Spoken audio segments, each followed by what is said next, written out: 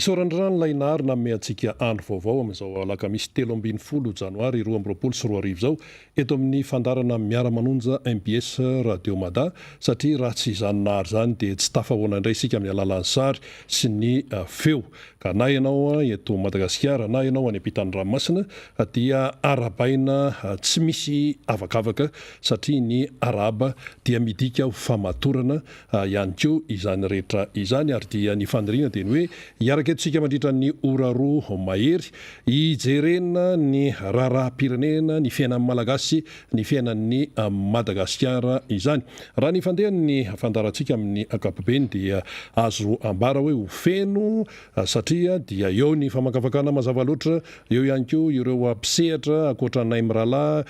ifanirira safy manantany zany sy ny tena koa dia misy ihany koa ny solombafambaoka mazava loatra isehatra eto ao anatin'izany fandarana izany ka ny teninay dia ny hoe engany ka haritra atrafarany isika mianakavy ka apetratsika foana ny fahendrena malagasy ny mamy atelemo ny mangidy aloafy mirabanao faniry razafy manantany daoary satsisy Janoary dia miraba Rina Rabe Mananjara dia miraba taky ny mahazatra ny teknisiantsika satria io moa tsy hoe isika amin'ny rahalahy rery sy ireo solombavambaoka miara-dalana amintsika sy ireo mpisehatra no mikirakirana izy ity fa dia miara-dalana amin'ireo teknisiantsika zava-poana zany ny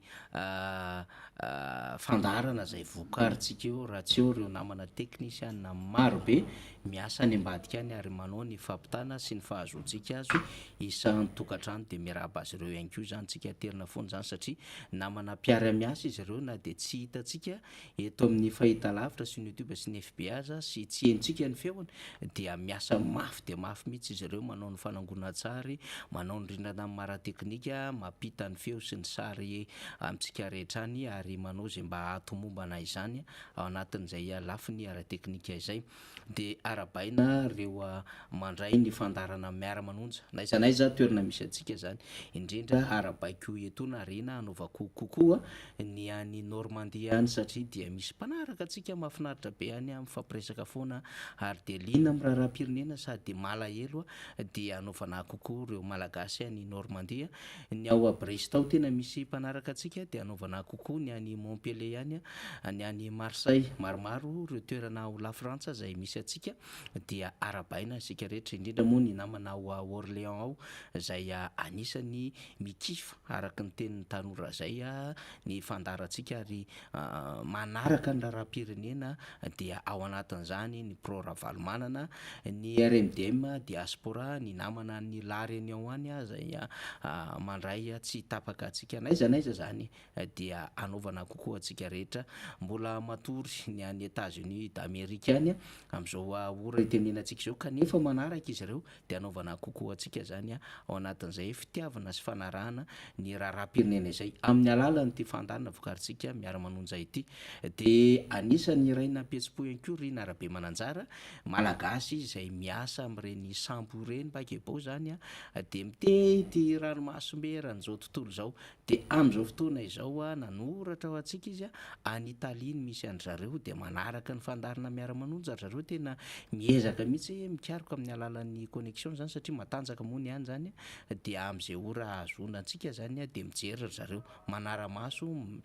mandinika ny raharaham-pirenena ary maharaka ny zava-misy miara mitepy sy malahelo amintsika amin'izao trangan-javatra misy eto Madagasikara zao dia anaovana kokoa ianareo any zany fantatra izy ireo hoe izy ireo izay resahantsika zany fa miantsona ny Italia ny sambo izay mitondra an'izy ireo zany dia manaraka izay ozy izy dia kokoa antsika rehetra any mahafinaritra satria ny eto toerana moa dia maro be fa isika ihany koa tsy adino satria malagasy miara mitepitsika ao anatin'izay raharaham-pirenena izay ny eto toerana mananara marantsehatra vavatenina sonerano vonga maheno antsika mahita antsika tsara vaingain-drano farafangana manakara vohipeno mahita antsika tsara hatrany atsimo any hatrany faradofay morondava rehetrarehetra iny iosy dia vohibato ihany koa ivohibe mahita atsika daholo zany rehetrarehetra zany satria tanatin'ireny fotoana zay ny alantsika sasatra kely reny rina dia marobe ny MP zay tonga sy ny antso antaribe zay voaray zany hoe rovina no miverina fa zay aty ananina de eo tsika voaka ay ve mahita atsika ny any Betoky atsimo ay ve mahita atsika ny any Midongy atsimo amin'ny alalan'ny Facebook daholo moa zany sy ny YouTube de esorina atsika ny any Sambava dia manana ny MBS tsika de kokoa ianareo zay ao amin'ny MBS ny Sambava any ny any Ambanja ny Anosy Elville ny any Andrefana zany de maheno atsika tsara mihitsy iny faritra iny satria mahazo namana tsika tatitra avy amin'ny namana any Maintirano Soalala Besalampy zany de ao anatin'ny melaky ny misy an'izany rehetrarehetra zany songanitsika ohatran'izay le izy reny satria dia azotsika lafim-baovao samihafa moa zany akoatran'ny efa tonontsika matetsika ny etsy Amparafaravola ny any Bira ny any Tsoromandidy misy an'ry Anjara misy an'ry Jules sy ny sisa marobe zany de efa mpanaraka atsika reny ary efa mpandefa reo vaovao samihafa hoe zao ndray ny zava-misy aty de anaovana kokoa ho atsika rehetra dikan'izay de hoe miara mitepitsika ary miara manonja amin'ny lafin-javatra misy eto amin'ny firenena tantaky ny ahoana ny endriky mifandarana de fanambarany rina teo fa dia resaka zavatra maromaro tsika raha toka tsy misy ny fiovana zay efa lamina napetraka hatramin'ny omaly hatramin'ny omaraina io dia anana vahiny lehibe tsika satria misy zavatra goavana be ho ambaran'izany vahintsika zany rehefa aveo mpanao politika tompona andraikitra lehibe teto amin'ny firenena ary manana ny andraikitra lehibe ao anatin'ny tontolon'ny fanoherana ankoatran'izay dia ny androandroany rehefa alakamisy toy izao moa zany matetika ho an'ny fandrindrano eo anivon'ireo solombavamboaka dia ny solombavamboaka ny Madagasikara zay kestora fahatelo eo anivon'ny antenimieram-pirenena sady sekretera jeneraly ny antokotika Madagasikara Rabendrina Mamy no miara-dalana amintsika inotsika fa efa ny andalana any izy zay efa miomana ihany koa amin'ireo lafin-javatra maro zay hiarahany amintsika dia andrasantsika zany ny fahatongavana tahaka ny mahazatra maromaro loha hevitra resantsika tsy mbola ho avelantsika misy ty Jirama ty fa akoatran'ny Jirama de resakitsika ny tontolo ny folo anday eto Madagasikara iresaka ihany koa tsika ny mahakasika ny am'izay mety hoe fiakaran'ny vidim-piainana ka ny nanambarany teo anivon'ny mpikajy ny antotanisany amin'ny hoe voafehy ny vidim-piainana ary mitoetra sy mariny zany satria dia tsy mbola tonga ny folo isan-jato ho resantsika zany rena satria ny zava-misy eny amin'ny fiarahamonina tsy mitady an'izay hoe kilalaoana statistika na chiffre izay fa ny ao anaty vilany ny any anaty posy ny any anaty tanto bazary dikan'izay de le arina no mamaritra an'izany ary ny tsena tsy mandeha eny anivon'ny fiarahamonina eny sy ny fiakaran'ny vidim-piainana no anisan'ny singa voalohany hamaritana an'izany vidim-piainana zany dia iresaka amin'izany isika akoatran'izay fa nomanina samihafa morena satria ao anatin'ny corona mavaivay tsika amin'izao fotoan'izao Analamanga épicentre de iresaka amin'izay ianao rehefa aveo iresaka ihany koa zay mba tsara ho fantatra satria tsika moa manomana aloha hevitra foana zay verina fa mahaliana sy mahakasika ny fiainan'ny firenena de ny ainany mateza ary de manasa antsika anaraka hatrany ny MBS radio ny MBS fahitalavitra ny Facebook ny YouTube sy ny Radio Mata zay anaovana kokoa any Ranoma sy ny ekipa rehetra eny amin'ny Radio Mata eny ambony eny zay mampita mivatana ny fandarantsika rina eny ary mbola ataontsika hoe sasiteny daholo zany rehetrarehetra izany satria izay no malagasy antsika ahafahantsika zany tena hoe miditra tsara ao anatin'ny fandarana miara manonja MBS Radio Mada tsy hoe mipasoka ny efa malama ny tenen'ny faniry teo fa eo amin'le fiarabanina moa zany dia misy ihany koa ny miteny hoe mba tenenao zay akoatran'ny tenen'ny faniry dia tsy adinonina ho an'ny any France de misy zany ny mpanaraka miara manonja ho Perpignan sy Chambéry any France zany dia ho an'ny any États-Unis zany akoatran'ireny le toerana efa nitenitenenina teto reny dia ao ihany koa ny ao a Washington zay tena be malagasy ao a Washington ao tompoko ary ny hoe mahafinaritra dia misy ny fiarahana ataon'ny malagasy samy malagasy rehefa hoe mba misy zany ny fotoana ahafahana miaraka satria efa ny asa moa zany samy manany asany ireny teratany malagasy ireny raha ny eo a Washington dia avy eo mifampiantso dia rehefa tsy vitany hoe faly fotsiny miaraka eo fa miresaka ny fiainam-pirenena miresaka nilay Madagasikara izay tanindrazana satria ianareo diaspora any ivelany any dia malagasy ianareo ary manaraka akaiky ny fandehan-draharaha eto amin'ity firenena ity ka rehefa maharary ny firenena malagasy dia maharary ihany koa dikan'izany zany dia hoe iray ihany ny malagasy naiza misy azy ary zay le hoe firaisa am-pirenena fa tsy araky ny eritreretin'ny sasany any ambadimbadika any hoe tsisy idiranay zany fa izay aty efa metimety ny fiainanay metimety ny fiainan'ny sasany fa ho an'ilay malagasy maronisa eto Madagasikara izay 700 mena ao anatin'ny fahantrana dia raha tena hoe olombelona raha tena hoe manana an'izany raha malagasy zany dia tsy afaka hijanona fotsiny amin'izao fa farafaratsiny hoe mieritreritra ny amin'ny hoe ahoana ny fomba anafahana an'ilay malagasy tifitra ny fahantrana ao anatin'izay fahavoazana izay ka ho an'ny diaspora zany any ivelany rehetrarehetra any dia fantatray aty an-tanindrazana fa tena hoe miara mitempo amin'ny fon'ny malagasy ianareo rehetrarehetra any ka izay no antony nontononana an'ireny toerana ireny Washington moa no tenentsika teo raha ny any États-Unis be dia be malagasy any tahaka an'izany koa ay misy malagasy any amin'izany antsoina hoe Maryland izany dia ny any Canada moa zany dia Montréal sy Toronto dia misy malagasy ihany koa akoatran'ny eny ambony sambo araka ny teneniny faniry teo ka hiditra amin'ny votoatiny isika fanontaniana lehibe zany zao mipetraka amin'izao fotoana zao efa isasaka ny volana janoary isasaka ny volana janoary 2024 sy 2025 fanontaniana dia ny hoe manahoana ny toe-pahasalaman'ny firenena malagasy manahoana ny toe-pahasalaman'ny firenena malagasy raha vao miteny hoe firenena zany dia voafoaka daholo na ilay tany izay misy antsika eto Madagasikara na ny indrindrindrindra ny olombelona izay ao aminy dia ny teratany malagasy zany manahoana ny toe-pahasalamany raha ohatra zany ka raisitsika ny tamin'ny taona lasa satria rehefa vaovao ohatran'izao ny taona dia mandeha ny atao hoe tombana isan-karazany dia mibanjina ny ho avy ihany koa araka ny ranomaly eo le tonkiran'ny tononona teto dia rehefa jerena zany le izy dia forma gravy zay forma gravy ny toe-pahasalaman'ny firenena malagasy amin'izao fotoana izao any amin'ny resaka coronavirus no voaka io resaka forma gravy io ary ilay toe-pahasalamana zany raha tratran'le corona ianao dia mbola tsy voa ianao aloha dia avy eo ianao cas contact tratran'ny cas contact ianao dia avy eo ianao marary mivizana mereraka dia avy eo tonga any amin'ny forma gravy dia inona ny afarany décès ka zay le lisitra mivoaka isaky me taremarika zany ny tompona andraikitra amin'ny hoe ahoana indray ny taremarika momba ny corona dia zay foana zao ny ka vaovao dia zao ny marary tena marary dia zao ny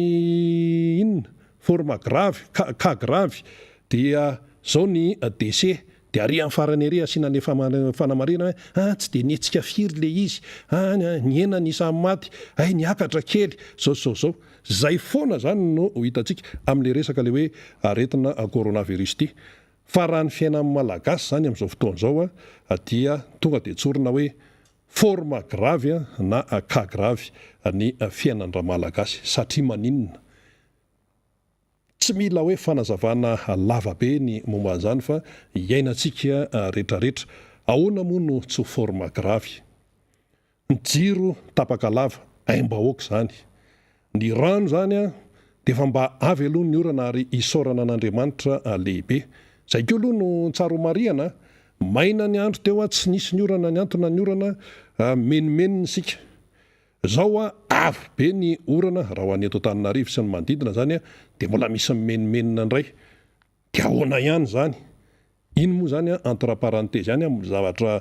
mampieritreritra fotsiny ny momba an'izay fa na inona ny rano dia ilaina fa le rano resaka jirama zany no tiana tenenina ao anatiny, zany hoe le tena ain'ny firenena mihitsy zany no misy fahavoazana, ary atreto aloha zany dia mbola miodikodina eo, mbola miodikodina ao anatin'izay le hoe resaka jiro sy rano zay ny resaka manerana ny Madagasikara mihitsy. Io tsy resaka Antananarivo ihany fa tena hoe manerana ny Madagasikara, dia hoy namana ny ivelany ihany, anisan'izany ireo namana tamin'ny toerana sy firenena ny tonontononina teo hoe fa inona ihany ty resaka rano sy resaka jirama tsisy faranty any Madagasikara efa mataonany dia io hatramin'izao dia miodina eo ka miodina dia miteniny ihany hoe ny any Madagasikara ny orinasa iray ihany no misahana an'io resaka jiro sy rano io zany. Io moa mbola iverenantsika tsara hoe ahoana ny kronolojia an'ilay izy, fa tsika mantsy rehefa sepotra ao anatin'ilay izy dia tsy mahatadidy, ndao atao hoe tsy mahafantatra fa tsy mahatadidy ny lalak'izorana izany, fa rehefa arakitsika tsara ny historika an'io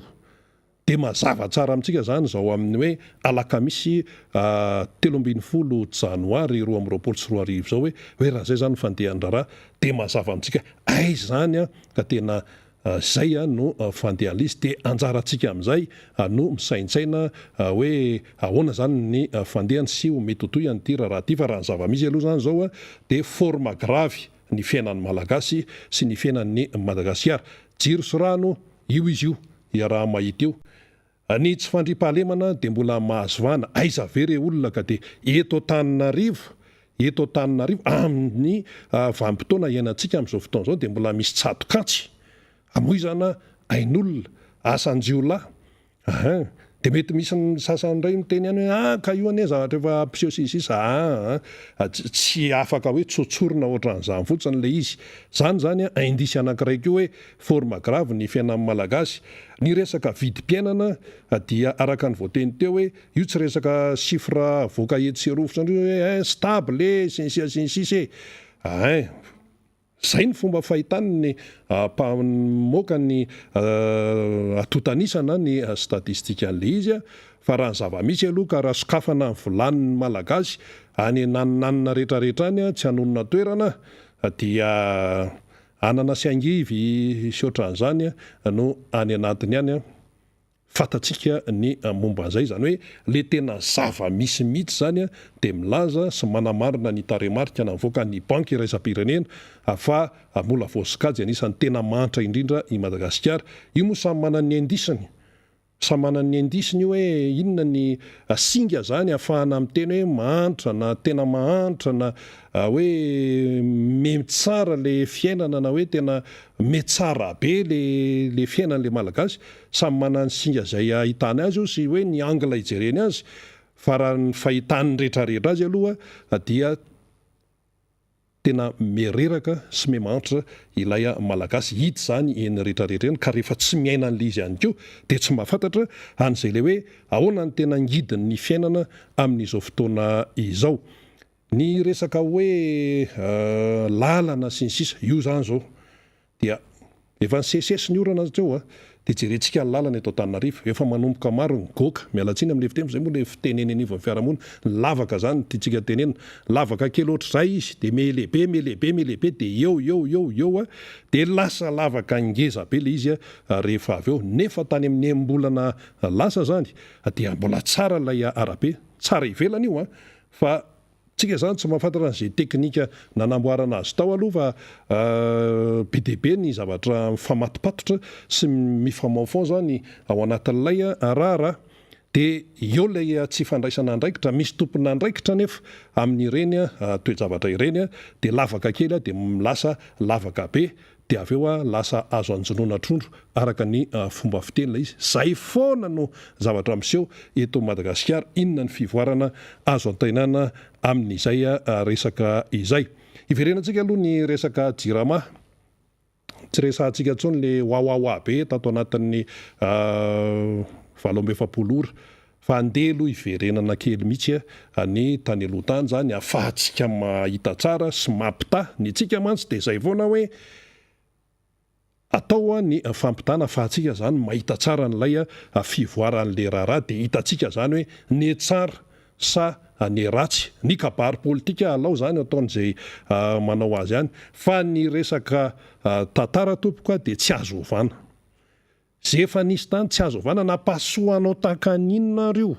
dia zay efa nisy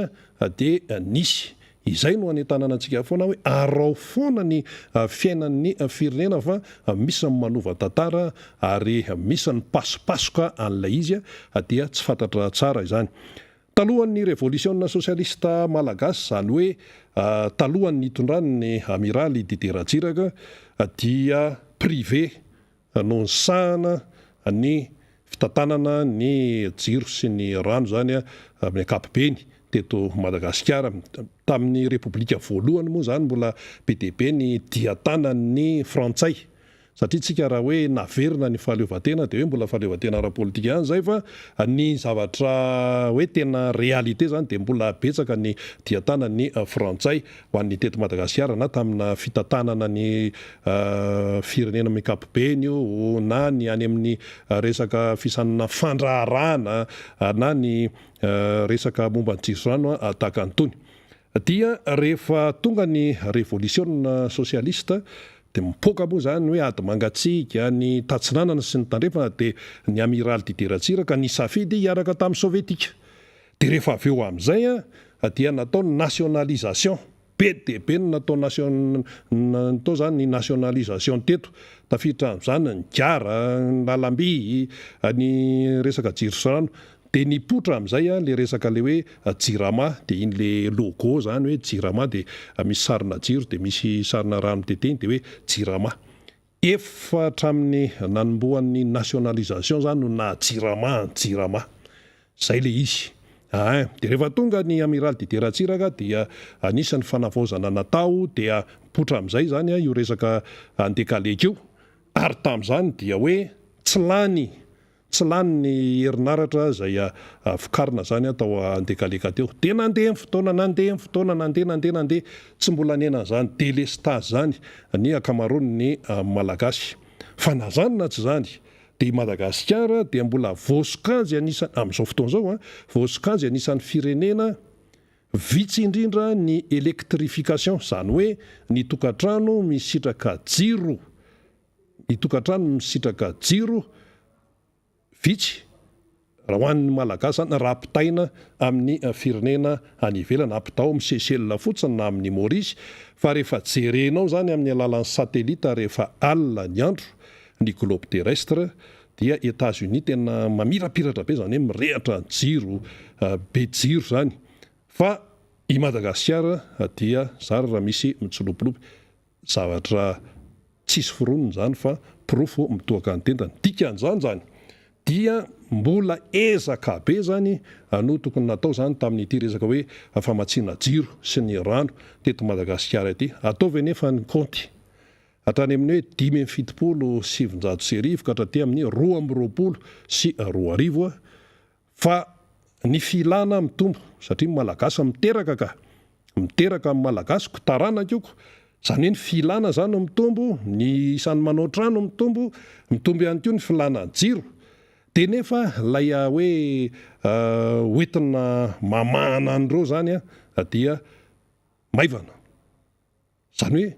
le politika hatramin'ny voalohany mihitsy zany ka hatramin'ny izao zany dia tsy naharaka an'ilay filana dia lasa fitaovana politika amin'izay le izy ka rehefa tonga ny vanim-potoana ny propagandy vanim-potoana ny fifidianana dia io ny lolovina hoe lolovina hoe ahoana moa fa milaza asiana resaka foana zany io resaka jirama io satria fantatra hoe io no anisan'ny aindehibean'ny fiainan'ny malagasy dia tsy atao hoe malagasy fa ny olombelona le resaka rano resaka jiro dia rehefa mipetraka ny fitondrana zany hoe tafapetraka eo amin'ny toerany dia manantena zany ny vahoaka hoe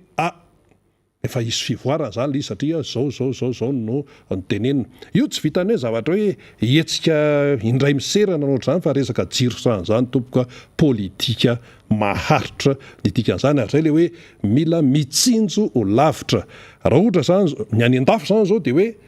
any amin'ny 2050 any amin'ny 2050 dia efa mametraka alamina sahady ny any ivelana any indrindra ny ao Eropa ao ny amin'ny resaka hoe tontolon'ny fiarakodia satria hoe ty resaka setroka be ty manimba tontolo iainana ho zany mivorina tany amin'ny COP 26 le farany teo moa sa COP 4 dia efa nisy COP be dia be nandaniana ny tontolo iainana dia le setroka io zany anisan'ny voaresaka tamin'ireny dia ny any ivelany any zany zao efa any amin'ny 2050 efa mieritreritra izy hoe ohatra fiarakodia elektrika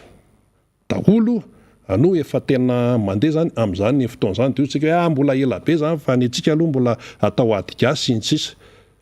zay aloha ny iainantsika atao hoana aloha fa dia miaina amin'ny zava-misy sika fa ny tiano tenena dia ny hoe ny olona manao tsinjo lavitra ka raha jerena zany ty resaka jirama ty efa hatramin'ny 1975 nanaovana ny diteratsiraka ny nationalisation no mivoaka ny anarana hoe jirama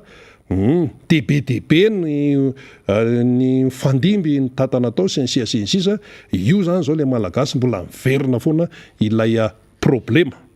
dia misy miteny hoe inona ny olana amin'le problema ka efa problema ve tsy olana ka olana le izy satria tsy tafavoaka aloha hatreto aloha itsina mihitsy tsy tafavoaka aloha hatreto zany ilay tena hoe filany ny malagasy eo amin'izay jirama izay fa lasa idirana politika le izy dia zay foana no mahavoa antsika eto Madagasikara io tsy resaka hoe jiro sy rano ihany fa na amin'ny sehatra hafa ihany koa ary dia tsaingohana kely politika any amin'ny fanatanjahantena dia idirana politika any amin'ny zavatra hafa dia idirana politika dia lasa misy loko politika zany le raharaha nefa zavatra hoe tokony mandeha amin'ny lafiny teknika ilay izy akoatran'izay ihany koa mahavoa ny raharaha zany eto Madagasikara dia ny hoe raha misy sehatra tena atao hoe purement teknika dia olona tokony tena hoe mafy an'izay arak'izay fianarana nataony no atao eo fa tsy hoe olona kamakama na olona any anaty atoko dia iny lasa tena hoe mpanapa-kevitra fa le tena teknisianina tena mahay sy mafy an'le raharaha aty amin'ny sehatra ambany aty dia inona ny zavatra andeo nefa tokony famadika ilay izy rehefa resaka hoe teknika dia alao ho an'ny teknisiana eto amin'ny MBS zao misy indraindray fahatapahana misy ny tsy fetezana amin'ny lafiny teknika dia ny teknisiana izay taritiny razankla sy ny namany ao no miandraikitra an'izany fa tsy izay aty ampanao gazety aty nde isolatsolana anao ny asan'ny razankla satria ny anay resaka asan'ny gazety ny anay fa ny teknisiana mateknisiana azy no mafy an'iny ohatran'izany ny fiainana amin'ny akapobeny zany dia misy ny fandrosoana fa raha vao fiainam-pirenena zany no resana dia hita avy hatrany hoe misy olona tsy tokony eo amin'ilay toerana isy azy dia izay mahatonga le hoe resaka politika no mahatonga n'izany zavatra rehetrarehetra zany satria olona tsy mafy an'le asa no atao eo hevitra kapobeny zany tenenina zany fa io zany tsy misy resaka hoe ianona na ianona fa hevitra kapobeny foto-kevitra fotsiny dia hoe le olona mahavita an'ilay zavatra satria iny ny anana ny spesialité dia tokony apetraka amin'izay toerana sahazaza izay ny pilote zao no mitondra ny avion ka ianao ve tsy nianatra momba ny fitondrana ny avion dia ndeha isolatsolana andeha hikitika eo inona ny zavatra fantatrao fa tonga dia midoboka ry ananonary le fiaramanidana ohatra tsotra tahaka an'izay zany no hoentina amintsika dia mazava tsara antsika amin'izay ka inona no anisany mahatonga ny tsy fandehanan-javatra eto Madagasikara raha ohatra hoe resaka jirama no resahana fanapa-kevitra tokondraisana zany dia hoe alao hijanona mihitsy aloha ty resaka politisation ty amin'ny resaka fitantanana fa apetrao amin'ny tena sahaza sy ny toerana misy azy ny teknisianina dia izay tsy teknisianina dia miandraikitra ny andraikitra izay sahaza azy fa izay no anisan'ny nahavoan'io zany satria lasa ireno hitantsika hoe tonga ny fifidianana tonga ny propagande dia resahana le resaka jirama zany dia hoe zao sy ny sisa dia ny olona ny miaino izy hay ohatran'izany ve zany ny fandehany dia manantena amin'izay le olona hoe miatsara inona miatsara eo delestaisa mbola nisy an'izany hoe delestage adon valo taiza mbola nisy an'izany aloha hatramin'izay aloha zay zany tonga de hoe fijery mahitsy zay mbola tsisy fanazavana be fa zay aloha no hitan'ny olona atao valo tapaka ny jiro ny olona ny tokantrano any dia izy tsy mamakafaka hoe fa inona n'izao fa inona n'izao fa zay mifantany hoe tapaka lavareny ny herinaratra de aveo le izy amin'ny fotoana tsy aposina de miverina de omaly zao nisy fahatapahana tamin'ny maraina ora nisy any de ny hariva indray ohatra nisy orana kely iny de aveo tapaka indray de asa izy iny adiny rosa adiny telo indray de zay vao miverina indray izy de zany foana ve zany no iainany eto amin'ity Madagasikara ity ka ny tiana tenenina de ny hoe ilay jirama tsy misy orinasa mpifaninana aminy tsy misy orinasa mpifaninana aminy fa izy ny eo fa ao anatin'le jirama zany no hoe misy orinasa privé manao servisy na manao zay zavatra ataony eo zany arakarak'izay fandaminan'izay mpitantanao sisisy resaka teknika zany mbola zavatra hafa fa le anarana hita ety ivelany aloha de hoe jirama inona ny dikan'izany jiro sy rano malagasy zay tena malagasy ve zany io jirama io amin'izao fotoana zao arak'le anarana jiro sy rano malagasy tsy tsika amin'izao fotoana zao namorona an'izany anarana zany ary ny anarana topoka tsy apetapetaka fahatany fa misy dikany ka le malagasy zay voasoratra ao anatin'le hoe jirama tena azo ve zany zao le jirama ray zay ary le hoe malagasy mitondra ny anarana jirama jiro sy rano malagasy ve tena misitraka araka ny tokony izy ny zavatra tokony hositrahany amin'izay resaka hoe jiro sy rano izay tsy resaka teknika be tsika fa alao zany ho an'ny teknisiana any fa ny zava-misy aloha zao ny resultat aloha zao dia tsy mahafapo ny besomaro ity raharahana jiro sy rano eto amintsika ity satria be loatra lay fahatapahana ny qualité dia tsy araky ny tokony ho izy raha ohatra ve ka hoe any amin'ny firenena arabo any ny arabo mantsy mafanafana raha any amin'ny firenena arabo any ndeha atao hoe any Algérie enjakenjana ny algériana ndeha atao hoe any Tunisie andeha atao hoe aiza koa ny tena mafapanao na atao hoe any France no misy an'izany hoe délestage atao valo ny ao Paris fa asa zay mahazo anga Emmanuel Macron aloha raha zany no zavatra mitranga zavatra atao hoe zavatra kely ary ndeha atao hoe tapaka tsazakadina efa hoahoa be any amin'ny zareo fa ny ety amintsika moa zany dia io izy raha mahita io ka ny dikan'izay de zao fa mitinana azy fandravonana de ny hoe tsotra kely raha orinasa anankiray no misahana ny resaka famatsiana rano sy jiro fomba ofisialy io zany dia ilay atsona hoe orinasa jirama tsy misy mpifaninana zay aloha no ahitana azy tsy misy mpifaninana fa izy no eo raha ny lojika zany de tokony hoe tena mandroso araka ny tokony izy satria tsy misy mpifaninana ilay jirama amin'ny fomba ofisialy tsy zay anefa no zavatra mitranga rehefa tsy zay zany no zavatra mitranga dia misy antony eo mahatonga n'ilay misatra ilay fandro satria misy projet anao barazy atsy misy an'izao hoe misy an'izao hoe fa raha ohatra ianao zany tany amin'ny taona ataontsika hoe tany amin'ny 20 taona lasa tany de fa tokony nafatapatatra hoe ahoana no fandehan'ilay raharaha ary ohatra ianao hoe miazakazaka ho eo amin'ny fitondrana raha miazakazaka ho eo amin'ny fitondrana ianao zany dia heverina hoe efa manana an'izay bagazy hoentinao ahafahana mampiaina araka ny tokony izy alay vahoaka malagasy tsy mandady arona fomba fiteny zay fa rehefa ty amin'ny taona 2024 de mbola miaina ao anatin'izay ihany noho izany zany tsy hoe excuse mihitsy ny fipetrahan'ilay fitenenana hoe ka io de zao ka io de zao tsy excuse zany satria ny jirama de tsy manana orinasa mpifaninana aminy ninninina aloha ho tenentsika zay fotsiny zany le izy de rehefa tsy afapo zany ny besomaro dia eo zany ny resaka fitantanana fa eo ihany koa ny politika mpanjakana amin'ny ankapobeny mihitsy dia lasa mitodika any ny fahitan'ny besomaro alay raharaha efa tonga eto a ny mpisehatra manaraka eto amin'ny Miara Manonja zany ny ray aman-dreny Sokobe Tapera Ndray Manatsoa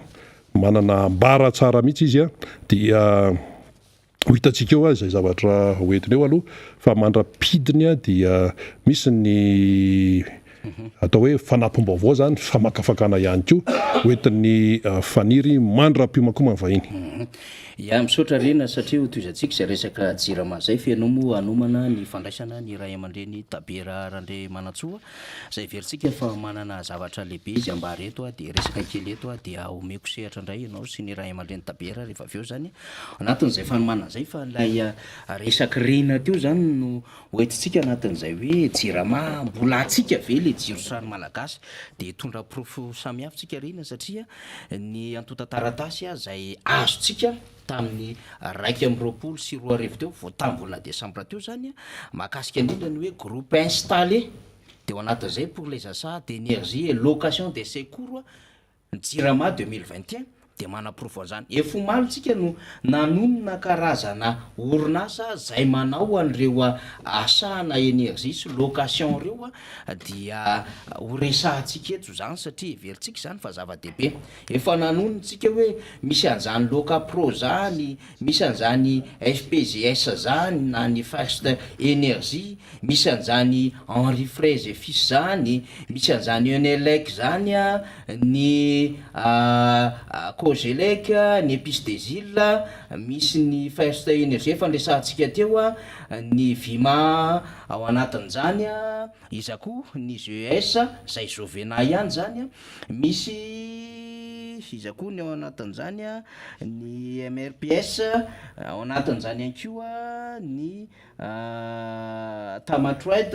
ny iza mbola tsy voatongo teo maromaro izy ao anatin'reto orinasa zay mampanofa herinaratra eto ny inona moa lay any turka ho jerevacule le izy zay lasandrareo turka le izy ny Vestop maromaro zany ny ao anatin'izany ny Tozigrina zay lasa Edelec am'izao fotoana izao fa rehefa tena jerevantsika satria ilain'ny vahoaka mahafantatra an'izany ry narabe mananjara dia raha Madagasikara ray manontolo zany mandrakotra an'ilay fandefasana jiro de eo am-pelantanany vahiny fa tsy eo am-pelantanany jirama zany ny jiro zay rakofana era Madagasikara ka na zany tsy mahaloa amin'ilay facture tsika am'izay hoe asana énergie zay na location zay na amin'ny alalan'ny carburant sy zay mety ho vidiny jiro zay aviditsika nivon'ireo orinasa zay misehatra era Madagasikara io zay zareo nahazo azy fa vitsy ihany azo isainany rasa-tany na misy malagasy ao anatin'ireo zara raha misy malagasy mahazo andreo fa amin'ny akabeny reo rehetrarehetra eo sy ny sity rehetra na eto tanà io na Mahajanga io na Antsiranana na Fianaratsoa na Toliary na Tomasina na Nosy Belleville na Antsirabe dia azo lazaina zany fa tena lasa an'ireo orinasa zay azo lazaina fa miezaka ny mamabo amin'izany orinasa jirama zany ary vahiny amin'ny akabeany zay manao ny ampimambo amin'ireo toekarena ho an'ny misy eto Madagasikara no mitazana sy misehatra zany zay nresahantsika zany ka izany no mahatonga antsika foana isan'andro an'andro miresaka amin'ity raharaha jirama ty andray ohatra zany tsika ny hoe eto tanà ao anatin'izany adefitra resahantsika zany ohatra vitsivitsy ndraisitsika anatin'izany ohatra Ambatondrazaka de mbola ao anatin'ilay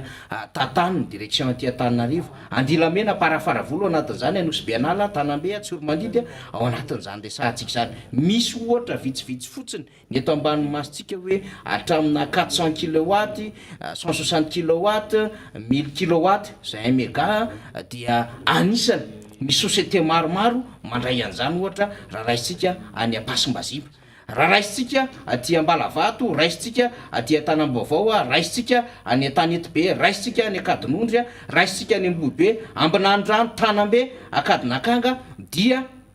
ny jiro amina kilowatt amin'ireo dia saika ny orinasa vahiny avokoa no misehatra ao anatin'izany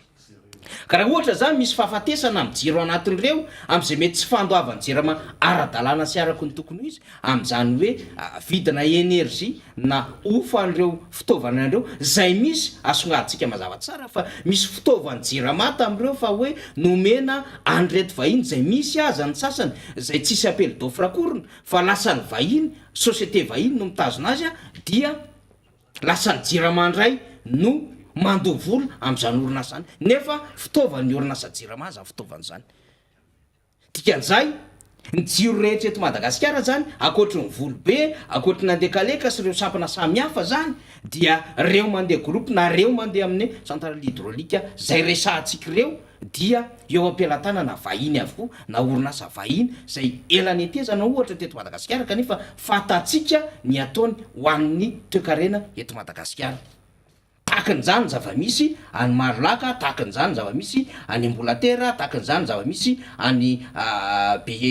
Bekitrobaka any Ambalarano any Tsaramandroso 3 any Tanambao Meteo any Soaniadanana any Tsarasotra sy ny sisa misy groupe mipetrapetraka daholo am'ireo rehetrarehetra eo ary orinasa vahiny zay mifehy ny tontolo ara-toekarena eto Madagasikara mety laza hoe zay efa zanatany teto zay efa mipetraka teto fa amin'ny akabeany de reo miezaka ny fehy ny tontolo ara-toekarena ka tsy gagitsika raha ohatra ka hoe misy ny fahatapahan-jiro ny délestage sy ny sisa satria mety tsy araka intsony amin'ny facture na PME ndray facture reo ny orinasa jirama de zay le adevitra teo aloha teo hoe misy an'ilay 1000 milliards d'ariary ananany orinasa jirama anana ny fournisseur amin'ny jirama taty oriny izy efa nena fa tany ny 2000 milliards d'ariary zany trosa zany de nitotona taty amin'ny 100 milliards na 800 millions na 800 milliards na 700 milliards d'ariary taty oriny zany de sahirana le jirama satria betsaka le charge zany izy amin'ny alalany reto orinasa maro be manerina Madagasikara reto de lasa tsy tompony jiro tanteraka ntsony le jirama satria manao midany kibony reto fournisseur manana groupe reto ka raha reto ny tsy paye de azony ataony mamono an'le jiro fa fantanina petraka koa de zao le quantité livré ve tena levo soratra marina ao anatin'lay fifanarahan'ny orinasa jirama am'reto orinasa reto ohatra raha miteny izy hoe 1000 kilowatt ny livreny tena izay ve no livré eny anivony reny site reny sa 300 kilowatt sa 400 sa 500 kilowatt no livreny makany am'lay tokantrano malagasy fa io na tiana na tsy tiana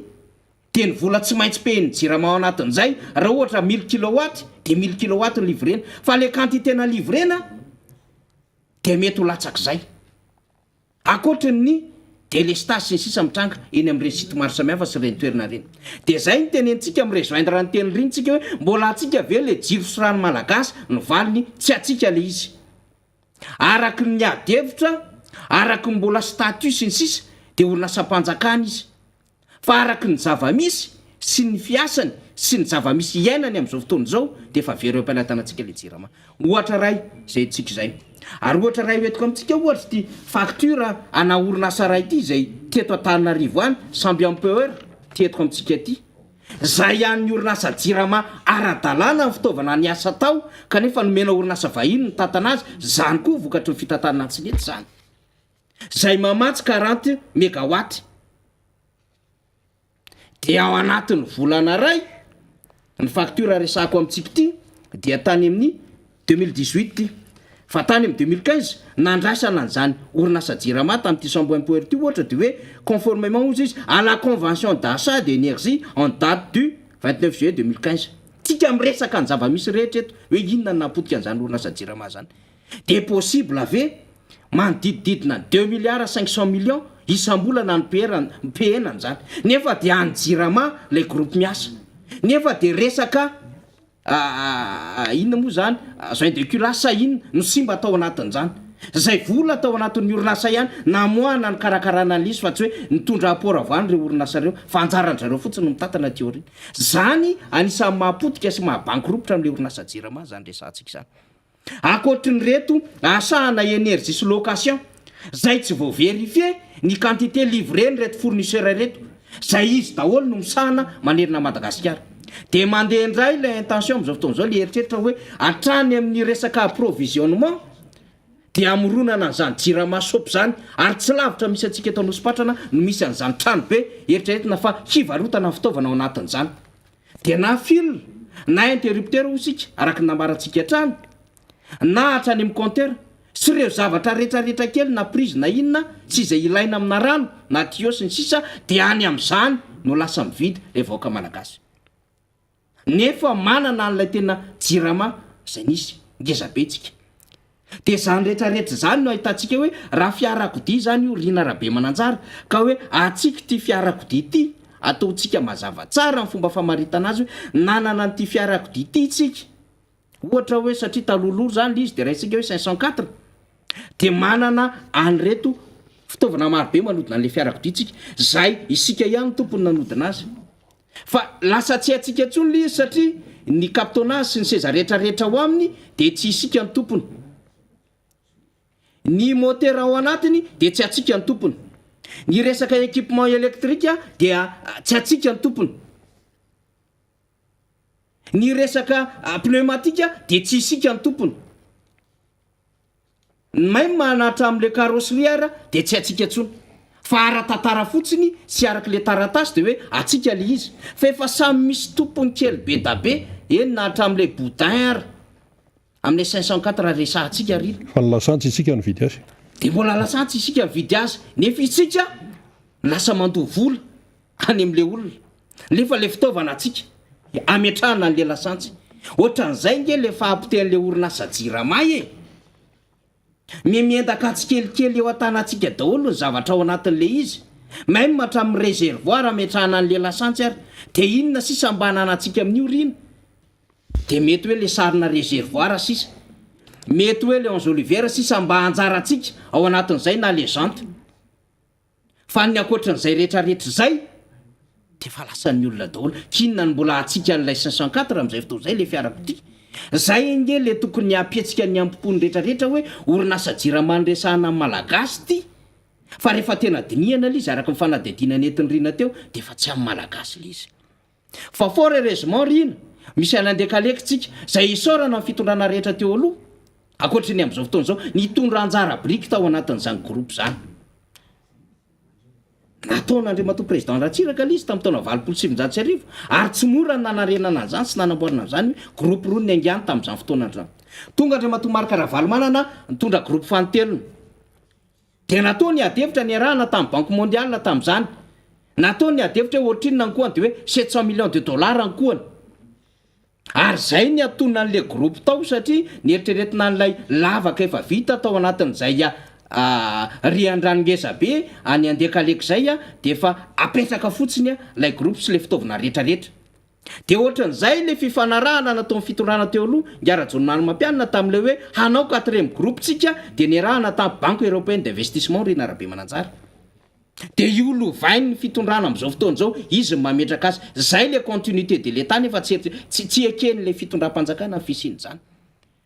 zay le hoe fahaizana mitsinjo lavitra koa ny dikan'izany rehetrarehetra zany tsika zany tsy mbola andeha anamboatra indray hoe toerana nalavaka be ametrahana an'le groupe fefa namboary ny fitondrana teo aloha zany fa ny any teo iarina zany de hoe ahoana ny fomba ahafahana mitsinjo an'le vahoaka malagasy ahoana ny fomba ahafahana misoroka an'le délestage any azy satria mitombo ny isamponina mitombo ny filana de ndeha isika anafatra 3e groupe 4e groupe satria efa nanao anticipation ny situation mety ho pira ny jirama sy ny aina ny vahoaka malagasy lay fitondrana rehetra ny fandimby fatatsika nambaratsika ny configuration an'izany jirama zany zany rano any andekaleky zany avy any ambony zany no midoboka de rehefa midoboka zany de manodina ny turbine makany amin'ny alternateur de mandeha any amin'ny transport de mapita ny jiro amin'ny riana ny réseau interconnecté anatananarivo zany na intsinjo lavitra le fitondrana ka raha ohatra zany ka sanatrindresaka hoe tsy niaro sy tsy nijery ho anandekaleky inona zany le mba ho an'le malagasy tsy aro sy nijery amin'ny volobe satria ny volobe ny talohan'ireo rehetrarehetra eo inona zany ho an'le malagasy ny puissance ny volobe efa niaina am'izao fotoana zao zay ange le divantsika zao e zay le ny divan'le syndicaliste mijerama teo aloha hoe manana groupe re tompontsika raha ohatra misy simba am'ireo groupe reo ndao hividy pièce avoa eo anatin'ny caisse ny jirama le vola manana technicianina am'izany ny jirama vita amin'ny boakely no manao an'ireo miverindreo tsy mila ampanofaina any am'reto vestop any am'ty sy ty nydrehetrarehetra ty tsy mila an'izany satria vola be mivoaka amin'ny jirama zany satria raha misy ny vola be 80% ny charge fixe miala amin'ny jirama dia ty resaka solika ty renarabe mananjara rehefa miresaka solika atsika mazava ho azy misy asahana énergie sy location ao anatin'izany de tsikakitsika zany raha ohatra hoe misy ny délestage tsy gagytsika raha ohatra ka hoe tapaka ny Aritomasina, tapaka Mazanga, tapaka Mosibe, tapaka Tsirabe, tapaka Fianaratsoa sy ny sisa satria tsy isika ny tompon'le izy ka.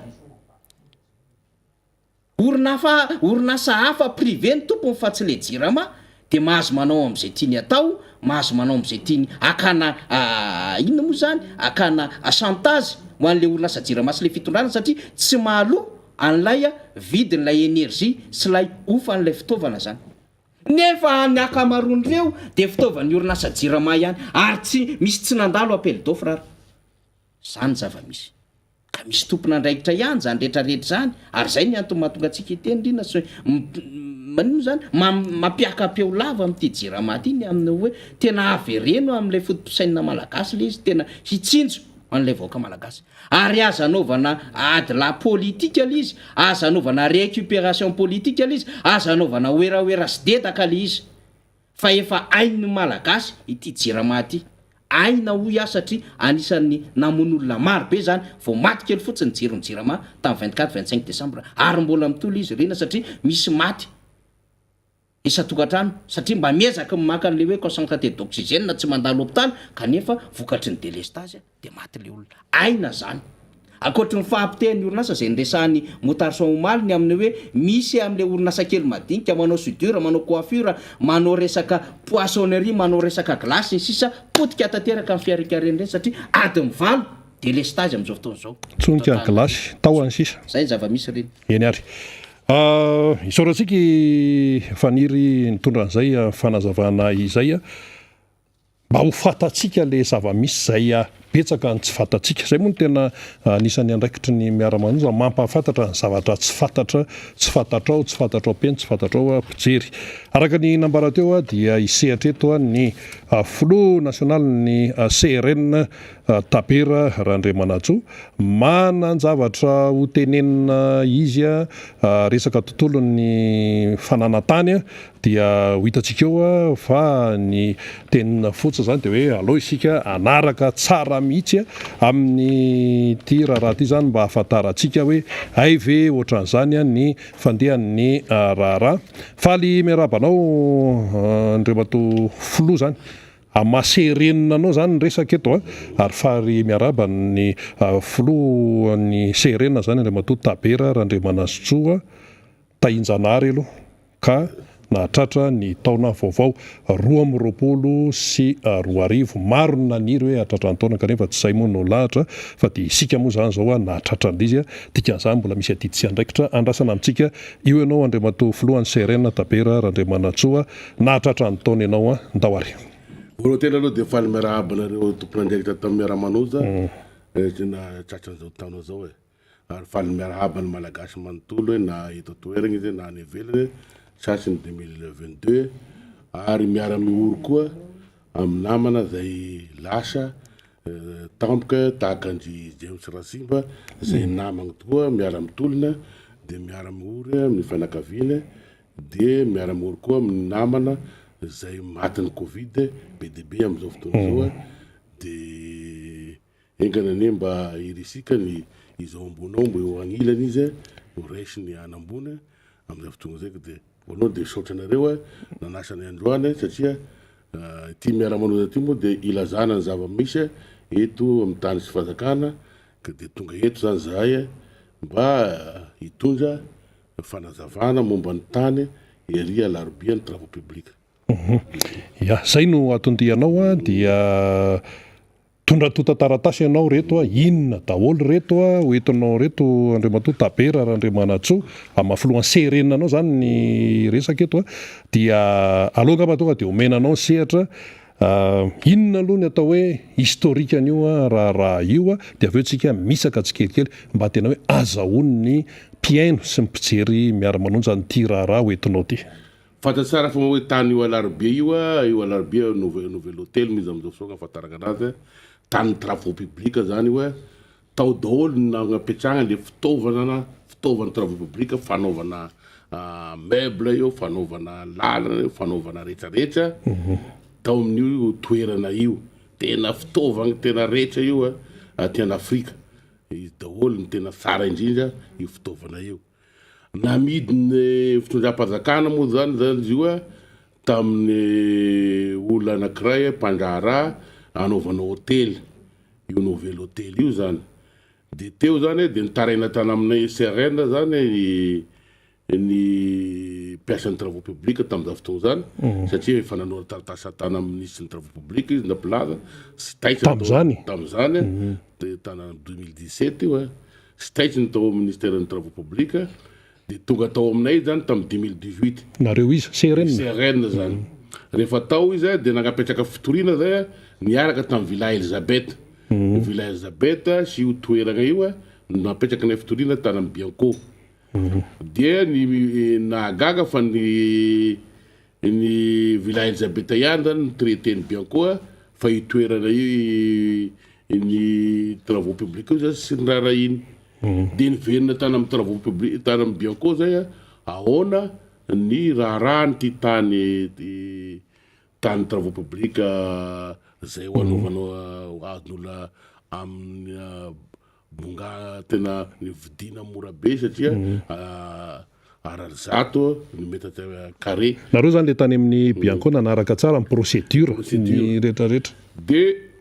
sisy valiny hatram'izao de nandeha ihany hôtely io de nanora taratasy ahitana amin'ny Bianco azano ny fanaovana ny hôtely io satria mbola misy litige io tany io satria mbola sy nataonareo de tamin'izany fotoana zany de niteny Bianco andao ary fa ho sizevanay ny travaux de ny andro zay gaga mitoy ihany le asa de izy vita io ny nouvel hôtel io zany partie anankiray io fa ny tao andrefany zany mbola nizanona ny travaux publics mbola niasa tao ny mpiasan'ny travaux publics mbola nisy fitaovana tao tampotampoka tao azo ny société anankiray zay ST Gotham io tany andrefana io zany de tonga i Christine zany satria nahafantatsy tsara ny tabatabana io de nanora taratasy tamin'ny société Gotham io sy miato anareo fa sy avereno amin'ny fitondram-panjakana ny tany ty taratasy zany io taratasy ny Christine tamin'izany fotoana zany de tampotampoka teo nisy tao ry député Raoldine nahazo an'io toerana raha io zany de nandalo tany amin'ny Bianco zao zay hoe ahoana ity tany ty mbola idiran'olo de iso ihany moa i ministre hazo na ny saisi koa na niteny tamin'ny Raoldine sy azo ampiasainareo de niady teo le gnany Raoldine de izy nitabataba igny niady tamin'ny hazo iny ty hitasika tsara fa niady tamin'ny hazo iny de tampotampoka nefa azon'ny société Vecube Madagascar itoeragna io azon'ny Vecube Madagascar zay le toeragna de nandeha ny rano dossier ndareo de i Vecube Madagascar io nandeha namaritra amin'ny patience amin'ny patience et fautiose société io de avy nde de tonga de ny esorina tao daholo ny mpiasa ny travaux publics navoaka tany daholo ny entany ka amin'ny ambony io zany le mbola nisy ny travaux esorina sisy ny travaux publics asonao fa nahagaga nazahoany namarotany epi député Raoldine am'le société nahazo anazy tafara io tany sanazy namidiny zany io sany Raoldine tsony zany io toeragny zao fa azony ny abongadiny daholo ka io nahazo anazy io zany mpandraharaha zay tsy refesy mandidy amin'ny tany fazakana izy ny feny fitondrany Andra Joely io nahazo an'io tany travaux publics am'izao fotoana zao izy misy zany nahazo an'io tany io rangaso teratany malagasy moa izy io fa tsy refesy mandidy zay tena ataony amin'ny fitondragna zay tianao atanao Madagascar ty de vitany daholo de izy nahazo an'io de nitaraina zany travaux publics zany mpiasa travaux publics taminay tamin'ny herinandro nanatona anay zany satria zay gn'hitany niona zany ny CRN sy ny mpiasan'ny travaux publics de nidina tana toeragna zay nanao enquête ovina tamin'ny herinandro hoe ahoana ny fandehany de niresaka tao tamin'ny misy gardien moa tao hoe araka ny voalazan'ny gardien hoe tamin'ny 1er janvier tonga tao le mpandraharaha vavety zay sy refesy mandidy tamin'ny tany fazakana io niaraka tamin'ny vazaha to hoe Sarkozy zany hony i président i français taloha nijerany io tany io tao niangavy la tamin'ny nouvel hôtel tao nijerany io de am'izao fotoana zao zany sans travaux publication io tany io ka zay sazy ekena ahoana moa tany mpanjakana zao tanina any vahoaka malagasy zao zany matao fanjakana vahoaka malagasy ny fanjakana do alailain'olo olo sotra fotsiny hoe anay ty satria tietenay ty tany ty alaina ohatran'izao fotsiny ka sazy ekena zany de zay moa zany amin'ny herinandro ndray zany ivenana amin'ny bianco zay hoe ahoana moa le fitoriana iny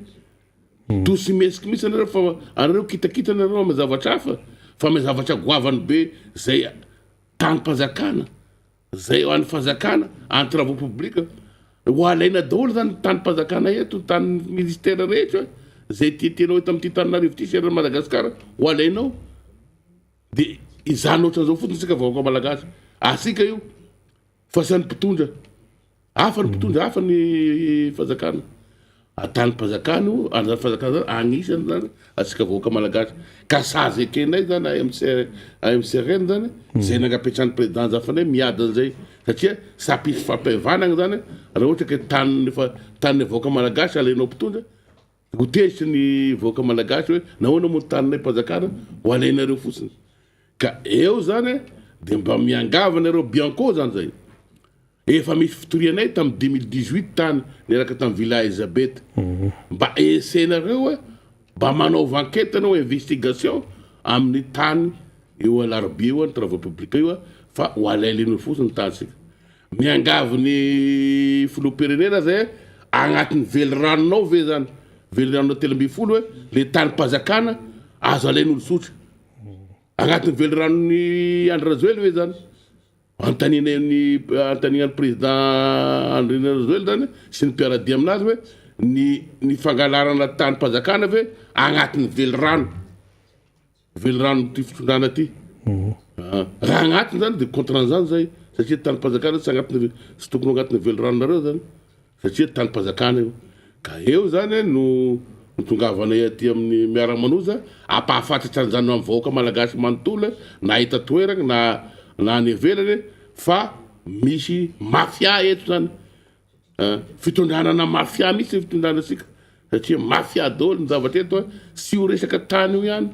fa resaka be de be no idiran'ny mafia eto hitanao resaka volamena pare lasa any ivelany io resaka mafia tena misy olo mafia eto zay sazy ekena misy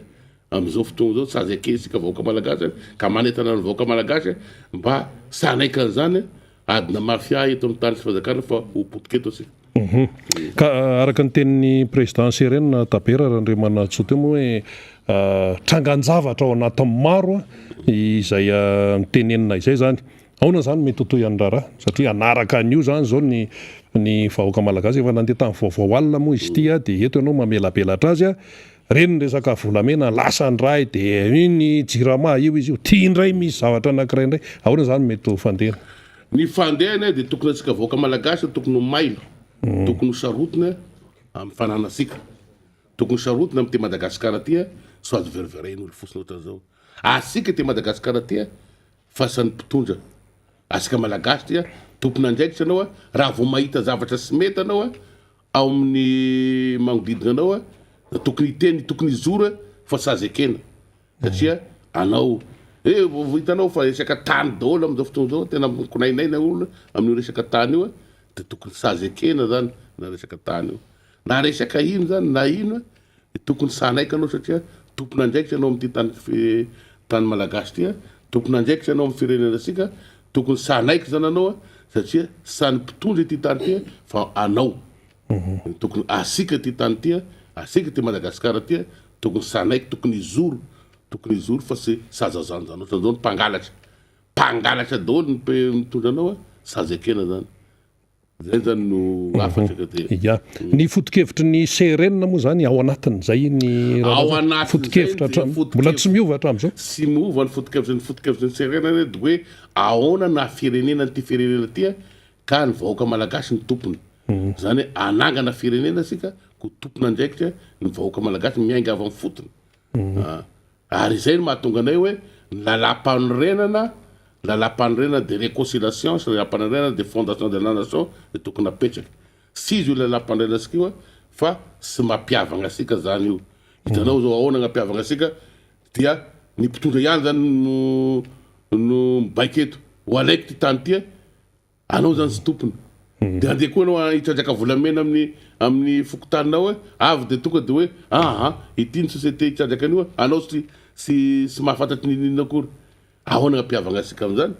izany zavatra zany no ediny serena hoe foto-kevitra lehibe fananganana lalam-panorena de réconciliation nationale fananganana lalam-panorena de fondation de la nation mba hitongavana ana amin'ny réconciliation vérité réconciliation nationale ka eto zany de manainga asika vahoaka malagasy eto zany afatra ny serena zany de ianso ny serena tompona andraikitra daholo sy oela ivora asika andinika an'izao raha-pirenena tena mpiteny olo zao sy azekena zao raha mbola teo angabe président zafa sy nanaiky an'izao ka mba aerova asika de foto-kevitra napetraky président zafa amitsika zay isangagna asika iady am'izao zavatra sy mety hitondrany fanjakana zao iady asika satria tena mpiteny olo ho ataon'olo amidy bongadany ty Madagasikara tia sanaiky an'izay asika ka ivora asika sy oela afatra amitsika serena manontolo zany ivora asika sy oela ivory anangana asika firenena vaovao iady asika anangana asika ny firenena vaovao farapara ny tompoko Andriamatoa Tapera Andriamanajo filohan'ny serena efa eo ihany ianao efa mandeha miparitaka am'izao fotoana zao ny eo moa zany ny foto-kevitra reo serena mazava iny fa ao anatin'izay ihany koa le hoe tsisy hevitra ntsony ny zavatra miseho eto Madagasikara fa ny solution finale tsy maintsy miverina ny latabatra boribory feonam-be-pirenena fa tsy vitan'ny rianina sy rianina fotsiny am'izay samy concerné daholo ny rehetrarehetra tsisy afaka hiala bala ntsony eo ahoana momba an'izay izay misy gn'amorina i serena ampitana hevitra zay sy maintsy mandeha ny tabatra boribory asika fa izay ihany fagnavotana ty firenena ty fa efa sy vita ny fitondrana isony de fitondrasana tany fanjakana iady atrano eto asika ka ho alain'ny vahiny ny arenantsika rehetra sy zany aza mieritreritra an'izany élection 2023 zany aloha fandao asika iady hevitra momba an'io seny io raha io seny io ve gn'indesinao fifidanana de agnategnanao fa ho isy fifidanana andeo fangaseny ihany fa tena lafa maro mihitsy maro hatramigny ACC hatramigny ACC io ve ny seny io tokony ho zerena ny texte momba an'io seny io io seny io ve tena seny hitondra ana amin'ny fifidanana madio tsisy olo atokany io ary izay no mahatonga anay tamy RDM serena ho mambany RDM sy ny antokokitana zay taritiko ihany koa de tery bypass nanagna ny foto-kevitra nanagna ny fekevitra 720 igny sy igny moentinay any amin'ny table boribory tiany fekevitra ny RDM tamy congrès zay nataony RDM misy teboko 720 tia andao hodinina ty satria ty indesana ny tany fanjakana ka izay ka raha am'izao fotoana zao ny foto-kevitra ny serena moa de 3 socre misy le fihavanana zany alonagna midiragna amin'ny fihavanana de misy fihavanana amin'ny zanahary de misy fihavanana amin'ny environnement zay fihavanana amin'ny zanak'olombelona zao efa tezitra asika ny zanahary efa nandositra ty Madagasikara ty ny zanahary de zay revinao asehony doro-trano ary fatolo aty fatolo accident fatolo trano may isan'andro zao misy tany may tena fanehoana zany fa tezitra anao ny zanahary satria le environnement le ala io misy biby anamboariny zanahary mitaraina daholo reny voadorinao ny tanety voadorinao tarainana amin'ny zanahary daholo io ka izay gnanaovana réconciliation amin'ny environnemental satria misy simbanao ny environnemental zay sika zay manao réconciliation amin'ny zanak'olombelona izay ny foto-kevitra lehibe ataony serena ka io efa vita boky io efa nomenany FFKM efa nomenany comité international hoe ny manifeste pour la réconciliation nationale de mise en œuvre de la réconciliation nationale efa vita boky tamy fivorina tery amin'ny CC vato efa nomenay daholo ny lehibe ny FFKM ny lehibe ny andrim-panjakana teto sy ny ancien président de la république teto efa nahazo an'io bokina io ka rehefa mandeha zany ny fivoriam-be ambony latabatra dia io ihany nasian'izay fa vonona sady zay koa moa agnatin'ny RDM dia efa manana ny foto-kevitra zay dia indesinay ao amin'ny RDM zay foto-kevitra zay dia io sy maintsy atao ny fivoriana ninona ataony sy maintsy atao ny fivoriana ambony latabatra ary sy ela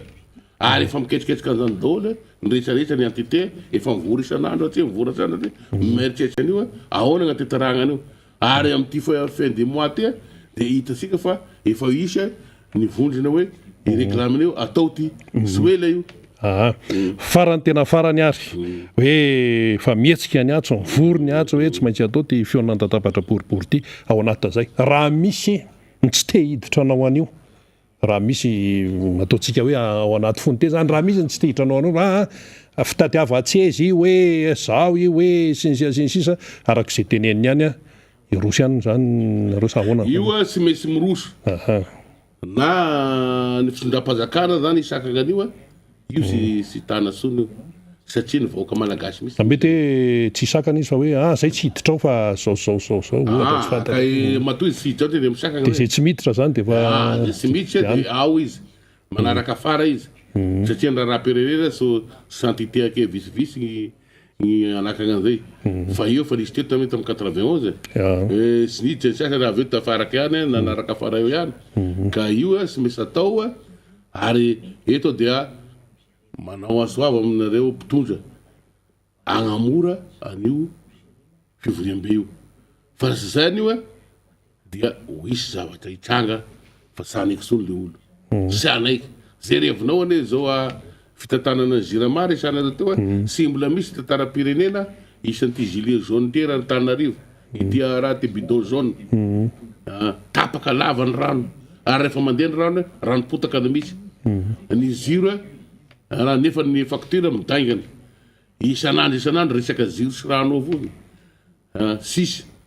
zay revinareo resaka insécurité satria eto dia averina raha anao ny mahay mitondra zavatra 10 ihany afantaranao mahay mitondra voalohany mandeha sara ny fiainam-bahoaka ny sosialim-bahoaka mihinan-kanigny le olo entinao zany faharoa manana asa création d'emploi fahatelo misy ny sécurité faefatra manana accès amin'ny santé le olo dia manana accès amin'ny éducation raha voafenao zay zavatra zay ny ilazana mitondra fa ny fanaovana foto-javatra satria asany administration io asany na tsy misy mpitondra zay asany ny administration manao la classe manao ina satria zany asany administration fa ny mpitondra dia mahay mifehy an'izay ary ny afantaranao fa tena ohatra tsika zao mahantra ino mampahantra pays anankiray voalohany ny sadatrano atatsika sy sadatrano dia sy fahaizana mitatana dia misy cyclone na ranobe na azany tany atsika sisy an'izany daholo dia mampahantra atsika zao sy fahaizana mitatana na fitondram-panjakana zay zavatra anankiray zay sy mahay mitatana misy fitondram-panjakana zay rehefa aiza koa tamin'ny tany république zao ny bac mondial mitrakotrosa amin'ny fanjakana malagasy sy mbola nisy zany satria tsy fahaizanao mitaka itaty volanay avereny taminao ministra mbola tsisy zany azo sisy zany aiza itaty ny volanay sy mbola nisy nataon'ny bac mondial zany raha sy ty fitondrana ty satria hitany bac mondial satria sy mahay mitatagna aviriviry ny volany hoanin zareo angalarin zareo volany takiny zao ny européenne mitaky volany koa dia izay zavatra zay fa dia iainanao sandehananao ambony latabatra boribory isolutionné vagna zava-misy iresaka tany reto tany isan'andro hitanao amin'ny télévision sy ny tanynay angalarin'olo tanynay zavatra malagasy tena sarotina amin'izany tany zany nefa dia savitaka amin'ny resaka tany tonga olo dia mangalaka tanin'olo fotsiny fampitrahan'olo hatramin'ny dadabeny tonga dia alain'olo ohatran'izao izany ve do ho azekena raha sy atao ambony latabatra ahoana ny problème na resaka tany io zany rehetrarehetra zany mila dinina ambony latabatra eny ary isaorantsika ny folohan'ny CRN Andriamatoa Tabera Andriamanatsoa nitondra an'izay fanazavana izay ambava homana ampomeritreritra teninao farany ary ny teniko farana dia ho an'ny vahoaka malagasy mizoroa fa aza matahotra taninao tia fa sy tany mitondra anao ty tany Madagasikara tia asika ty tany Madagasikara tia raha vao misy zavatra sy mety ataon'ny mpitondra aminao hoe aza matahotra fa misy roa iaro an'ty Madagasikara ty sika fa zany hoe do amidin'olo ambokadiny eto ary izy iaraka ho andevony mpitondra eto asika ka sazy ekena sony zany misy roa asika taona ny fizoroana ty 2022 ty fa aza miaino hoe sy tokony tany ho isotakotaka-sony teto tokony ilamina tany ilamina ka ilamina ka anao mampikorotana anao mpitondra ahoana ka mpilamina vahoaka malagasy anao mampikorotana anazy tokony de mizoroa aoka sika izoro aoka sika iady amy sy marina zay ataon'ny mpitondra eto zay ny afatra vahoaka malagasy afatra sika serena de mivona sika fa anao ny asany nataon'ny président zafy ndray sika iady amy sy rarina zay ataon'ny mpitondra zay ny asa sika serena ampiavagna ny malagasy iady amy zavatra sy ataon'ny fitondra fanjakana ampikorotana ny Madagasikara misy roa sika serena fa atoato de isy fivoriam-be atao sika andinisika any zavatra tsy mety rehetra edolo asika moa membre ny RDM dia eo ihany asika zany miaraka eo eny ary ambava omana ampo mieritreritra amito ihany ny fandarana Miara Manonja eto amin'ny MBS ny Radio Mada hiakatsehatra eto amin'izay nisy lombavahoaka ny Madagasikara voafidy tao amin'ny district any Ambohidratrimo membre be indrina sady questeur fahatelo ny ateny mera-pirenena sady secrétaire général ny tiako Madagasikara ihany eko dia ny namana Faniry Razafy Manatany indray no hiaraka amin'izany mpisehatra manaraka izany ny amafisina hatrany dia hoe aza misaraka amin'ny Miara Manonja satria dia ao anatin'izany no ahafantarantsika zavatra maro ihany koa izay ampiny ny famakafakana isasokajany Janoary namana Faniry Razafy Manatany. Eny ary misaotra rina dia misaotra ndray aman-dreny tabera randray manatsotsika tao anatiny ny faneho-kevitra iny hitantsika amin'izany fa na dia hoe komity ny fampihavana pirenena ary ny CRN ao anatin'izay hoe comité pour la réconciliation nationale zay dia rehefa misy zavatra tsy araka ny tokony izy dia mijoro ny CRN dia iny raharaha tany zay goavame zay tany mpanjakana zay lasany azo lazaina hoe tompona andraiky mpanjakana akaiky ny fanjakana ary lasana mpandraraha lehibe araka ny nambaran'ny président tabera teo dia tokony ampisaina andrehetra zany ary zay ny antsonany hoe aiza lay raharaha teny anivon'ny bianko zany zay nyteneny président tabera teo akoatran'izay anko zany dia ny amin'ny hoe afatra zay netiny teo iny tena mafonjy iny rina rahabe mananjara ny amin'ny hoe mijoroa isika aza manaiky satria tsy tany mpitondry ty fa ny vahoaka malagasy ty dia zay no tokony hijoroany rehetrarehetra ao anatin'izao raharaha zao satria amin'ny akapobeany indray zany adevitra resahany zany inona moa le hoe amin'ny akapobeany dia hoe amin'ny zava-misy rehetra mihitsiny zany resahantsika izany ka tokony hijoroany vahoaka malagasy ny fijoroana akory tsy fanakorotanana fa fitenenana ny zava-misy raha ohatra ka efa hamono raha ohatra ka efa hanimba ary raha ohatra ka efa makarary atsika ny zava-misy dia ny fijoroana no izy ary tsy midika izany fanakorontanana satria lay endrika lay asin'le olombelona sy le tanàna sy le toerana mihitsy no potika ka mila arovana mila ijoroana dia zay le tenentsika tsy fanakorontanana zany fa ny tena manakorotana aza dia mifanapahan-kevitra sy ny ataony ny ao anatin'ny fitondrana ny tena manakorotana hitondrantsika adevitra rehefa avy eo zany famakafakana miaraka amin'ny solombambaoaka ny Madagasikara mamirabenirina zay arabaitsika rehetra aloha amin'izao fotoana izao satria dia anisany tafaradalana anatin'ny herinandro voalohany zay niverenantsika anatin'izao fandaran'izao dia miarahaba sika tratry ny taona na tratry ny taona moa zany fomba fiteny miarahaba azy ihany koa tsika zany ao anatin'izao hoe fijoroana izao dia mbola eo daholo Miara Manonja rehetra Miara Manonja dia mbola tafaradalana amintsika izy dikan'izay mbola vonona trano ny ekipa rehetrarehetra zany manamarika an'izany ny fahatongavany solombavambaoaka miaraka amintsika miaraba ny matoa solombavambaoaka miaraba Faniry Razafy Manatany riny rahabe mananjara sy tsika rehetra mpiara-miasa ao amin'ny lafiny teknika ao amin'ny radio MBS sy télévision MBS ary ny radio Mada miaraba ihany koa indrindraindrindra ary ny lehibe indrindra ny voaka malagasy rehetra amin'izao fionana voalohany amin'ity taona vaovao 2024 izao miaraba na tratra somatsara ty taona 2024 ty tena mandila fitenenana hoe maro ny naniry mba ahatratra nyity taony ity fa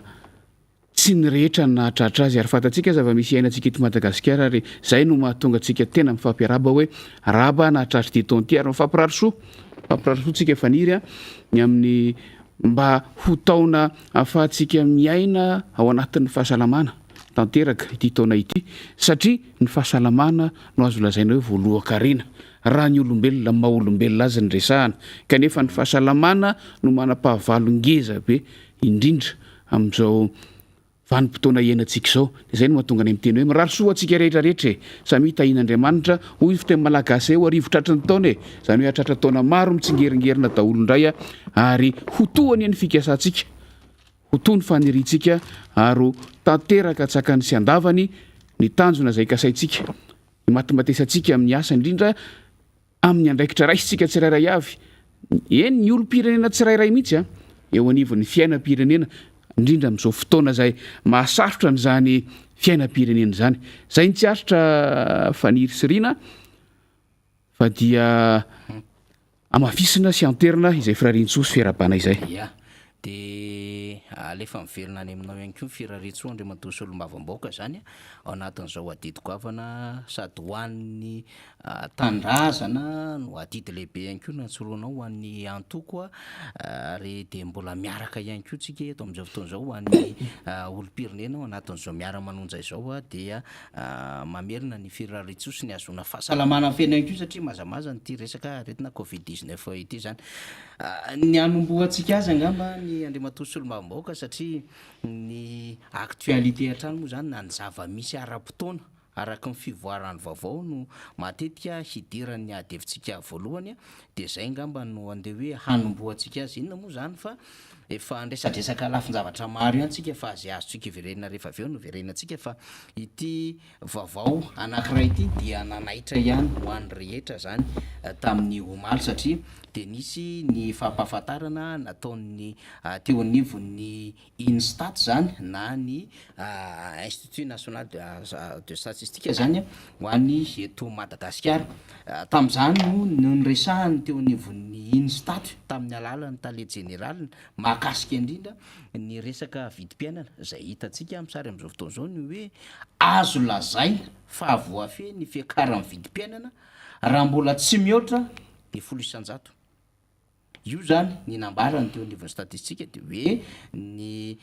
raha-pitahana ozy izy ny tam 20 tsika zao dia mandeha ny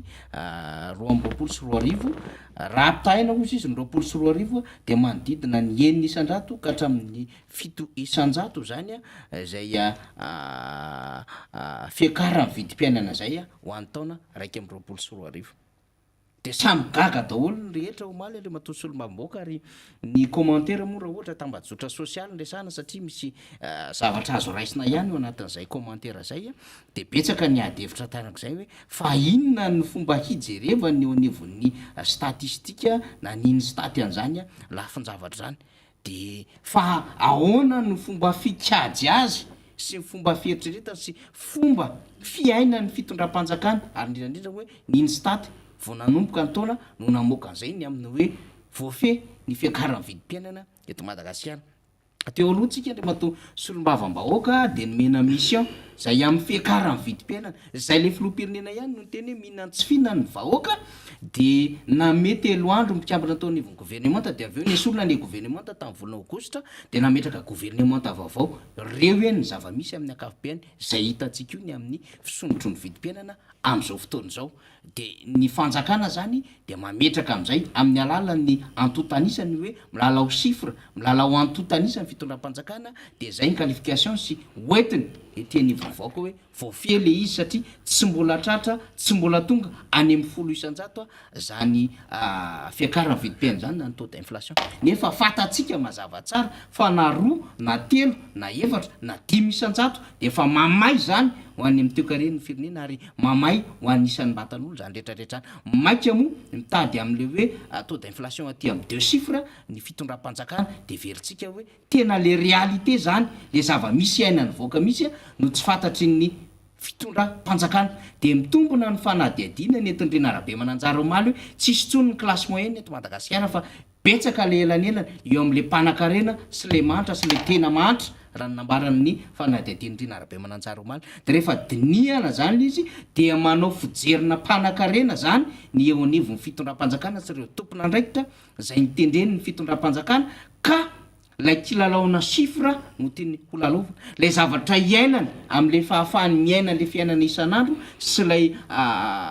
confort iainany sy lay statut iainany sy lay environnement misy azy no zarainy fa tsy mijery aty am'le klasy lay ambany roa indrindra teneny rinao maly de hoe klasy mahantra sy klasy ny farany tena mahantra no misy eto Madagasikara tarijesaka amin'ny akapobeany zany andriamanto sy olo mavomboaka mba tsara ihany mba hainona ny feonao sy ny zava-misy amin'ny akapobeany mahakasika zay vidim-piainan'izay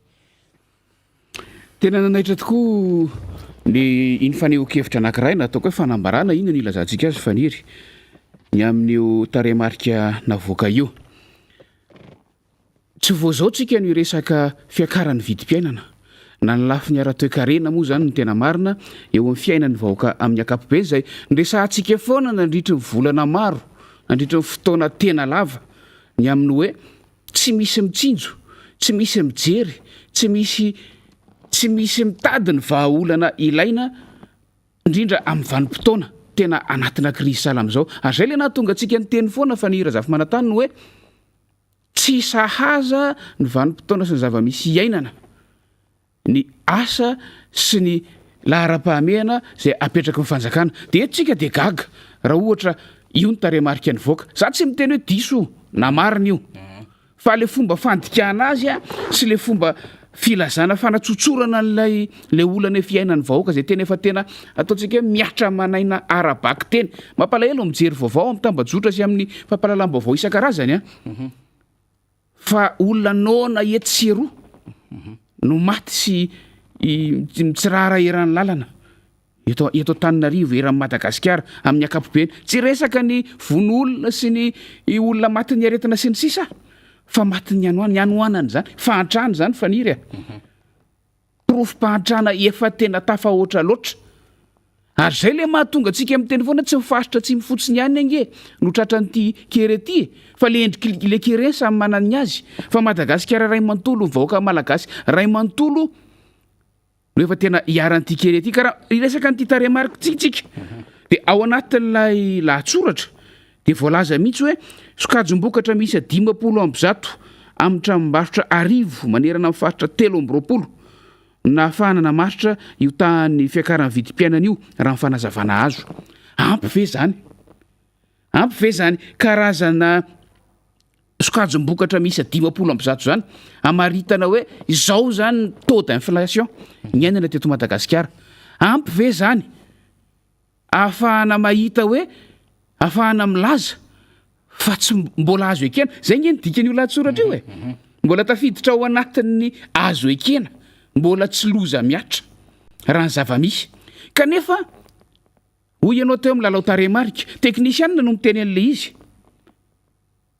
raha ohatra ka tena manao ny asany teknisianina maninona raha korba nanompoka tany amin'ny taona 7 no apoitra zany hoe ny taremarika sy ny fiakaran'ny vidim-piainana sy ny fidinany raha nisy nandritran'izay nanompoka tany amin'ny taona 7 ka mandraka kehitriny zay de afahantsika milaza za tsy miteny hoe azo ekena tokoa io taremarika lazaina hoe ny ainana tamin'raiky amby 24 fa mba tiako ho hita hoe manahoana io miohatra amin'ny ainana nanompoka tany amin'ny taona 7 eny nanompoka teo amin'ny taona 7 ary 10 taona taty aoriana zay ny mba tiako ho hita faniry raha sa mamoaka korba tena marina amin'izay ny teknisianina mpanao statistika ohatran'io de zay no editsika hevitra hoe nanahoana zany ny tendance ny fiakaran'io vidim-piainana io teto Madagasikara nandritra zay vanim-potoana zay io taremarika avoaka amin'izao fotoana zao io ve zay ohatrany tsy mahataitra ny fitondram-panjakana zay lazaina fa mbola tafiditra ao anatin'ny azo iainana sy ny azo ekena raha miohatra ny tany amin'ny tany aloha mihitsy ary io de inona ny zavatra mitranga ary fampitohy amin'izay ihany lojika ny taremarika lojika ny fomba fiasa ny fomba fanaovana tombanezaka lojika ny fomba fitsinjovana ny ho avy raha avoaka atsika ny taremarika nyainana tamin'ny taona vitsivitsy farany fa tsy ny taona 2024 fotsiny zany hoe miohatra ny tamin'ny taona 2024 dia makaiza zany ny fiainan'ny vahoaka malagasy amin'ny taona 2024 sy ny 2024 fatatsika tsara fa takininona paikady mpanjakana amin'ny lafiny toekarena eto Madagasikara vao avy ny editsika hevitra teto nandritry ny herinandro maromaro hoe aiza inona no hita taratra ao anatin'io tetibolam-panjakana 2024 tena mba mifototra amin'izany raha hitantsika raha fa io ny taux d'inflation amintsika zany efa ambony faniry raha hitantsika efa io ny taux d'inflation aiza ho aiza lay vahaolana entin'ny fanjakana mety mal le teknisianina ny tenany hoe tsy anjaranay zany mamoaka taremarika fotsiny no anjaranay fa miantso zay afaka mamoaka zay aiza ho aiza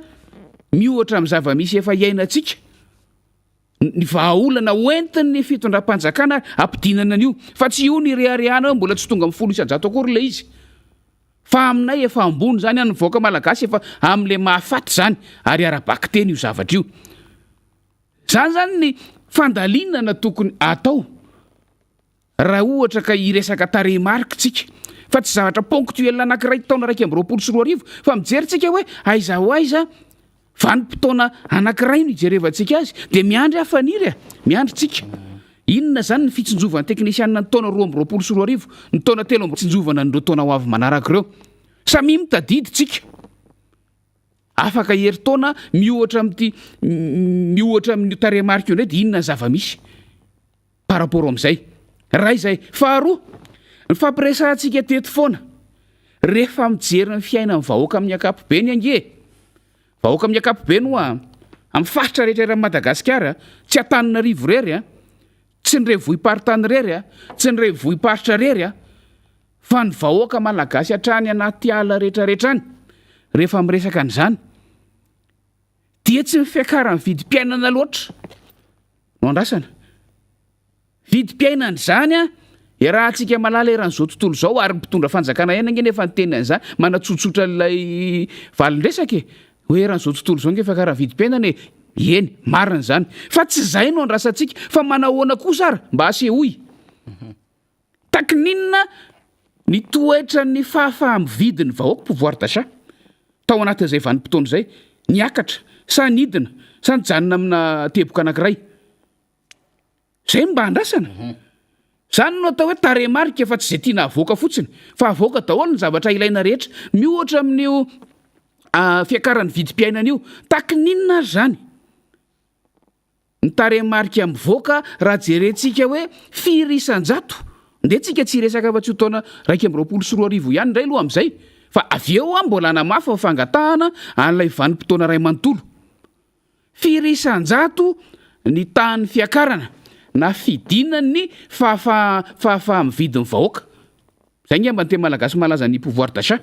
izay tokony hiatrehany an'io inflation zay le lazaintsika hatrany hatrany fa iainana eran'izao tontolo izao io zany no ahitana ny herin'ny fanjakana any no ahitana ny tanjaka sy ny fahaizan'ny mpitondra fanjakana mba hahafahan'ny vahoaka miohitra mba hahafahan'ny vahoaka miady amin'io fiakaran'ny vidim-piainana io anjaran'ny vahoaka nge miady amin'io rehefa tsy vita ny fitondram-panjakana miady amin'io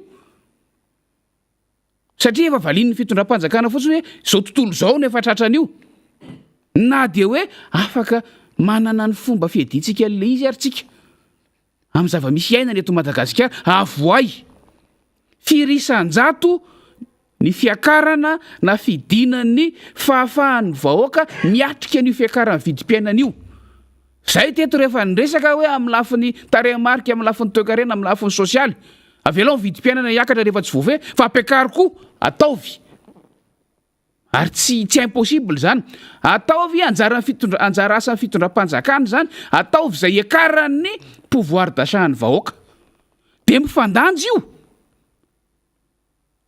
de eo tsika ny afaka miteny hoe mahantra le vahoaka sa tsy mahantra eo tsika no afaka miteny hoe maharaka n'le fiakaran'le vidim-piainana ny vahoaka sa tsy maharaka fa inona ny zava-misy faniry raha tany amin'ny taona 2024 nomena nanaovana vely rano ny vahoaka malagasy hoe karama farany ambany roa etsy izy zay amintsika miteny zao misy afaka miteny hoe ohatrinona marina ny karama farany ambany tafiditra ve zany ary zany roetsy zany raha miohatra amin'ny zava-misy ny ainana ataontsika hoe tena expert tena manam-pahaizana manokana ary atoekarena sy amin'ny fiainana vahoaka amin'ny akapobeany namoaka an'io taremarika roetsy io tany amin'ny taona 2024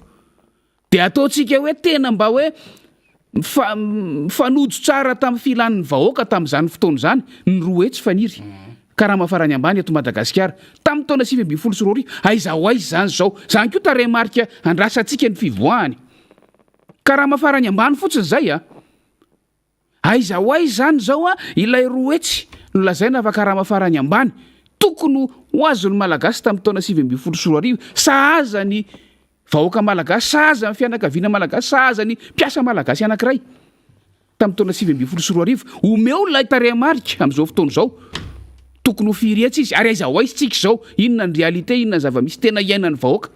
firy alina sa firy etsy no raisin'ny mpiasa any amin'ny orinasa sy any amin'ny toeram-piasana isan-karazany any zany faniry zany no andrasan'ny vahoaka malagasy zany ny taremarika ilaitsika fa tsy taremarika mandeha ilana mandeha à sens unique io ny fitenenana fa mila mahititsika fampitahana mila mahititsika fanadiadiana mifanohitra mba ahafahantsika mahita zavatra tena misy marina sy tena iaina amin'ny vahoaka eto Madagasikara sy eto amin'ny firenena ka raha ohatra ka io ara ny taremarika ny vahoaka maly dia eto zay dia mangataka avoa ireo zavatra nolazaiko reo takininona ny fiakaran'ny fahavamy vidina pouvoir d'achat ny vahoaka tao anatin'izay taona ray zay dia miangavy koa mangataka koa zahay ary adidiny fitondram-panjakana sy ireo teknisianina ireo mamoaka an'izany takininona ny courbe tao anatin'ny taona vitsivitsy na io ny taux d'inflation na io ny pouvoir d'achat ny vahoaka amin'ny akapobeny dia le zavatra ny lazaiko farany teo aiza ho aiza tafiditra anatin'le pouvoir d'achat mantsy zany satria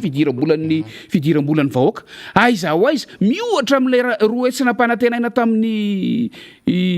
telo taona lasa aiza ho aiza ny filan'ny vahoaka tokony ho firy zany zao anjaran'ireo teknisianindreo mamoaka tokony ohatrinona zany zao ny karama farany ambany fatatsika fa tsy vita ny fitondram-panjakana tao anatin'izay vanim-potoana zay nametraka ny zavatra tsy fantatritsika fa tena rendrarendram-pitenenana sendranazo micro fotsiny na tonga an'izany fitenenana zany tamin'izany fotoana zany ary fantatsika fa tsy mahavany olany vahoaka tsy mahavita ny fiainan'ny vahoaka andavanandro raha izany taremarika rehetrarehetra zavatra dia miandritsika fanira miandritsika hoe aiza marina tena misy teknisianina tena sahaza aveo sa teknisianina voabaiko fotsiny hoe tiano avoaka anareo dia io no avoaka fa teknisianina tena mba mahalala hoe ahoana inona zavatra andrasan'ny vahoaka malagasy indrindra amin'izao fotoana zao kere amin'ny lafiny rehetra ny vahoaka malagasy omena tsiny ny covid ailika any amin'ny fiovovan'ny toetrandro ny zava-misy atrehan'izao tontolo zao zany fa anjara ny fitondram-panjakana mijery mipaikady aingana sy maharitra ahafahana miatrika an'izany ny olana fanira zafimanantany lozany mpitondra fanjakana mifanilika sy mifanaratsy sy mifanebaka eo amasom-bahoaka fa tsy ny asa tokony ataona atao hanika lasa fanakonana fotsiny ny zava-misy tena iainan'ny vahoaka fa tsy ilay zavatra tena ilaina ary raha mivoaka rio taremarika io tokony androany dia androany raha-pitso farafahelana dia misy ny vahaolana mifandraika amin'io taremarika navoaka ny stat eo fa tsy hoe io no izy tsy hoe tsy mbola mahatratra folo isan-jato dia azo ekena tsy azo ekena io fa raha namoaka an'io ny stat inona fepetra raisin'ny fitondram-panjakana aingana dia aingana fa isika dia tsy mino fa azo ekena io zavatra io efa mamono ny vahoaka io efa maty ny vahoaka zay ny dikan'io zay faniry ny fomba famako ny zava-misy amin'izao fotoana izao ary apetraka ireo fantaniana miandritsika tao anatin'ny andro vitsivitsy manaraka raha sahamaly an'ireo ny teknisianina sy ny onivon'ny fitondram-panjakana ny fanazavana teo tena mitombona mihitsy satria ny fiakaran'ny vidim-piainana zany dia mifototra amin'ilay hoe tsy fahafahana manao fahefa-mividy ho an'ilay isam-batan'olona sy ilay isa tokantrano zany fa ao anatin'izay koa le fampitehana ara-toekarena ao anatin'ilay firenena de mesaksika moa zany nikarika deputé mambrabendrina ny amin'ny hoe inona ny ke no antony mahatonga an'izany hoe ambony be ny taux d'inflation satria ambony be zany a ny taux d'inflation am'izao fotoana zao a mihoatra ny taux de croissance zany hoe lasa tsy mitovy tatana zany le izy le fiakaran'ny vidim-piainana zany a ambony be fa lay arikarena faobe zay anovantsika refy ny fisondrotsy ny fiainan'ny firenena de ambany am'izao fotoana zao de le eritreritry le fanjakana zany ny teny an'le hoe raha mbola tsy tratra le 10% zany le hoe taux d'inflation à 2 chiffres zany a de mbola azo irena le izy kanefa mazava tsara mihitsy le cause na le antony mahatonga le hoe fisondrotry ny vidim-piainana de misy sokajy enina zany le izy deputé mambrabendrina mba tiatsika ihany ho zaraina ny mpijery sy mpiaina am'izao fotoana zao sokajy voalohany de hoe ny fiakarana tsy akijanona ozy izy a eo amin'ny sandam-bola zay zany fikajy voalohany mahatonga le fitongana le vidim-piainana zany sokajy faharoa de hoe ny ambony sy be loatra lay demande ozy izy a an'lay atolotra zany eo am'lay tsena zany a amin'ny filana andavanandro zany par rapport zany a tsy araka ny tokony izy lay tolotra sy ny tanady fa lasa lay tolotra zany a no be loatra eo anatsehan'le trena zany a dia tsy mandeha mirazotra le izy a manoloana zay de miteraka fitongana vidim-piainana zany rehetrarehetra zany faharoa de hoe fiakarana eo amin'ny lafin'lay entana filana ho an'ny rehetra sy indrindraindrindra mahatonga an'le fitongana vidim-piainana de hoe fiakaran'ireo matière première fanaovana importation zany hoe reo a kojakoja fampiasa voalohany zay anaovana asa fanondranana zany eo anivon'ireo indostrie tena mila zany de miakatra reo matière première reo mahatonga an'izany ary faefatra ao anatin'izany de hoe fiakaran'ny kohana production zany hoe ny fisondrotry ireo filana rehetra zany hoe amin'ny asa famokarana mihoatra amin'ny karama zany hoe ny salaire sy lay productivité zany de ambony be zany lay coût de production nefa lay salaire nambaran'ny deputé mambrabendrina teo dia tsy mahatosika antsony am'izay fiazakazaky lay filana sy lay endriky ny famokarana izay dia mitarika an'lay fisondrotry ny vidim-piainana fa eo araka ny nambarantsika ny matière première sy ny énergie satria ny ahafahana ihany ko mikajy sy mampandeha an'lay tosiky lay fiarikarena isam-batan'olona sy le ahafahana mikajy an'lay fitongana vidim-piainana dia izay tsy fahatomombana ny herinaratra izay ka tsy ahafahana mamokatra ary fahadimy ao anatin'izay dia ny fiakaran'ireo lafin-javatra zay tokony hipetraka rehefa miresaka tsena asika inona ny atao hoe tsena ny atao hoe tsena dia fifananana na concurrence inona ny atao hoe tsena ny atao hoe tsena dia mividy zay mifanaraka amin'ny isam-batan'olona na hoe zakany isam-batan'olona de satria miena ny endriky ny famokarana orinasa sy ny industrie eto Madagasikara de tsy tafapetraka ntsony lay fifananana lay concurrence mba azona prix tsara kokoa compétitivité ana prix eny anivon'ny tsena rehetrarehetra eny de vitsy ny orinasa misehatra na vitsy mpandraraha misehatra dia manao zay daniny kibony eo amin'ny resaka fandrarana sy ny vidin'entana dia tsy mahavidy an'izay le isam-batan'olona de tonga lay fitotongana vidim-piainana ary inona koa mahatonga an'lay hoe inflation na fitongana vidim-piainana de eo ihany koa le izy de mpe mambrabendrina hoe cause psychologique le izy zay iainan'le vahoaka ny hoe tsy zaka antsony lay endriky le vidim-piainana de miseho amin'ny endrika marobe le izy de hitaratra zany zay zany ny anisan'le hoe cause na anisan'ny mahatonga daholo am'izany resaka vidim-piainana zany de hitatsika ny anivon'ny fiarahamonina matinoana mienjeran'ny olona tsy manaka tokony antsony manao asa fisolokiana mangalatra mandeha manao asa zay verina fa na hoe zavatra zay verina fa tsy mifanaraka antsony amin'ny zavatra iaina amin'ny fiarahamonina mamono zanaka manolana zanaka mamono ray aman-dreny sy ny sisa vokatry ny vidim-piainana de mifantaniana mipetraka zany tsy sifra mihitsy ny tondrantsika azy satria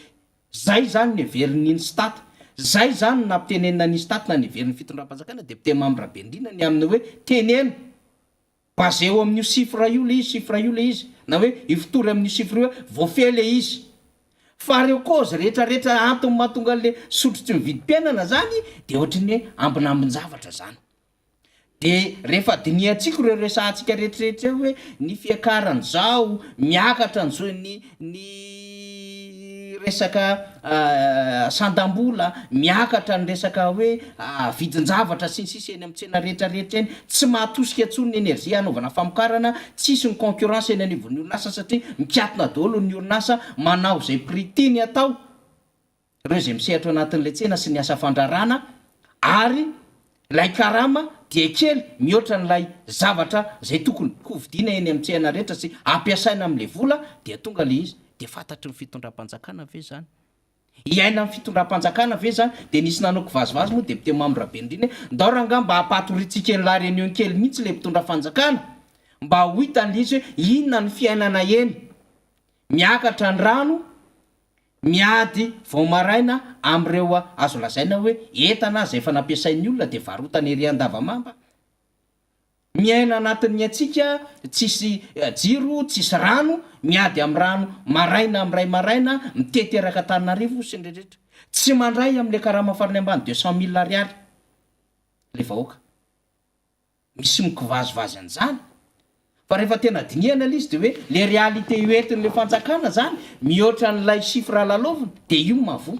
manipulen'le fanjakana le chiffre de io mahavoafitaka ka io nefa tsy azo tereny ohatran'izany hoe voafehy le izy fa rehefa mandeha ny anivon'ny fiarahamonina de miara mahalala ny rehetra koa izy mivarotra hoe raha taloha misy olona mividy hena eto aminay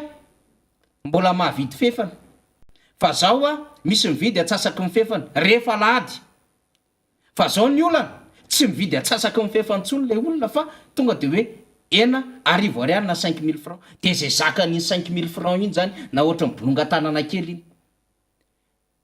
ny olona am'izao fotoana zao de tsy mividy am'le menaka amin'ny vraky tsony fa efa le menakavy na any andasana eny anivon'le mpanao le vary amin'anana sy le mpanao an'le tsakitsaky sy ny sisa zay somary efa tsy ara-pahasalamana fefa mainty be zay sisa mividin'ny olona de hoe 300 na 500 de mitovy fatra amina menaka fefany reny nefa tsy ara-pahasalamana zany zay nge no azo anaovana fandrefesana an'lay fiakaran'le vidim-piainany fa eo ihany ko le fiainany vaoka isan'andro san'andro hoe firy ny tsy anasa ary firy ny ravatrano ravafananana azo mesurena am'izany ko neny neviny tribunaly betsaka ny mangataka divorce satria miady ny mpivady samy tsy anasa na ny vadiny na ny lehilahy na ramatoa azo jereny zany amina resaka taux de scolarisation hoe firy miditra any ampianarana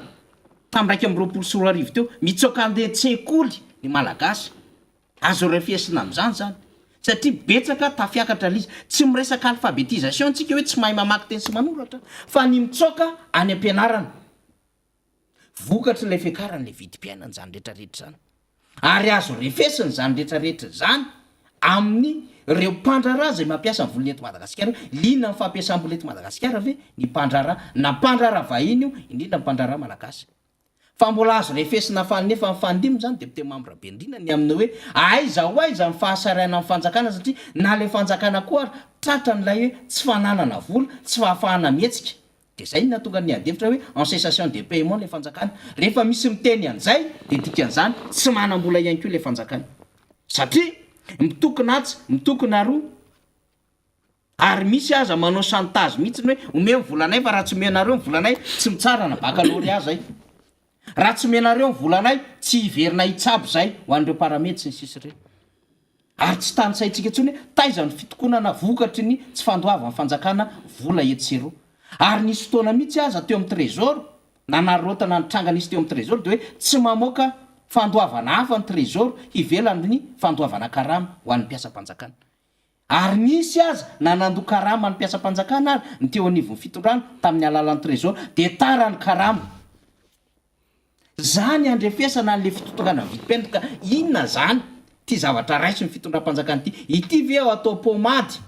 na ty ve atao anestesie na ity ve atao karazana ina moa zany famonona fotsiny ihany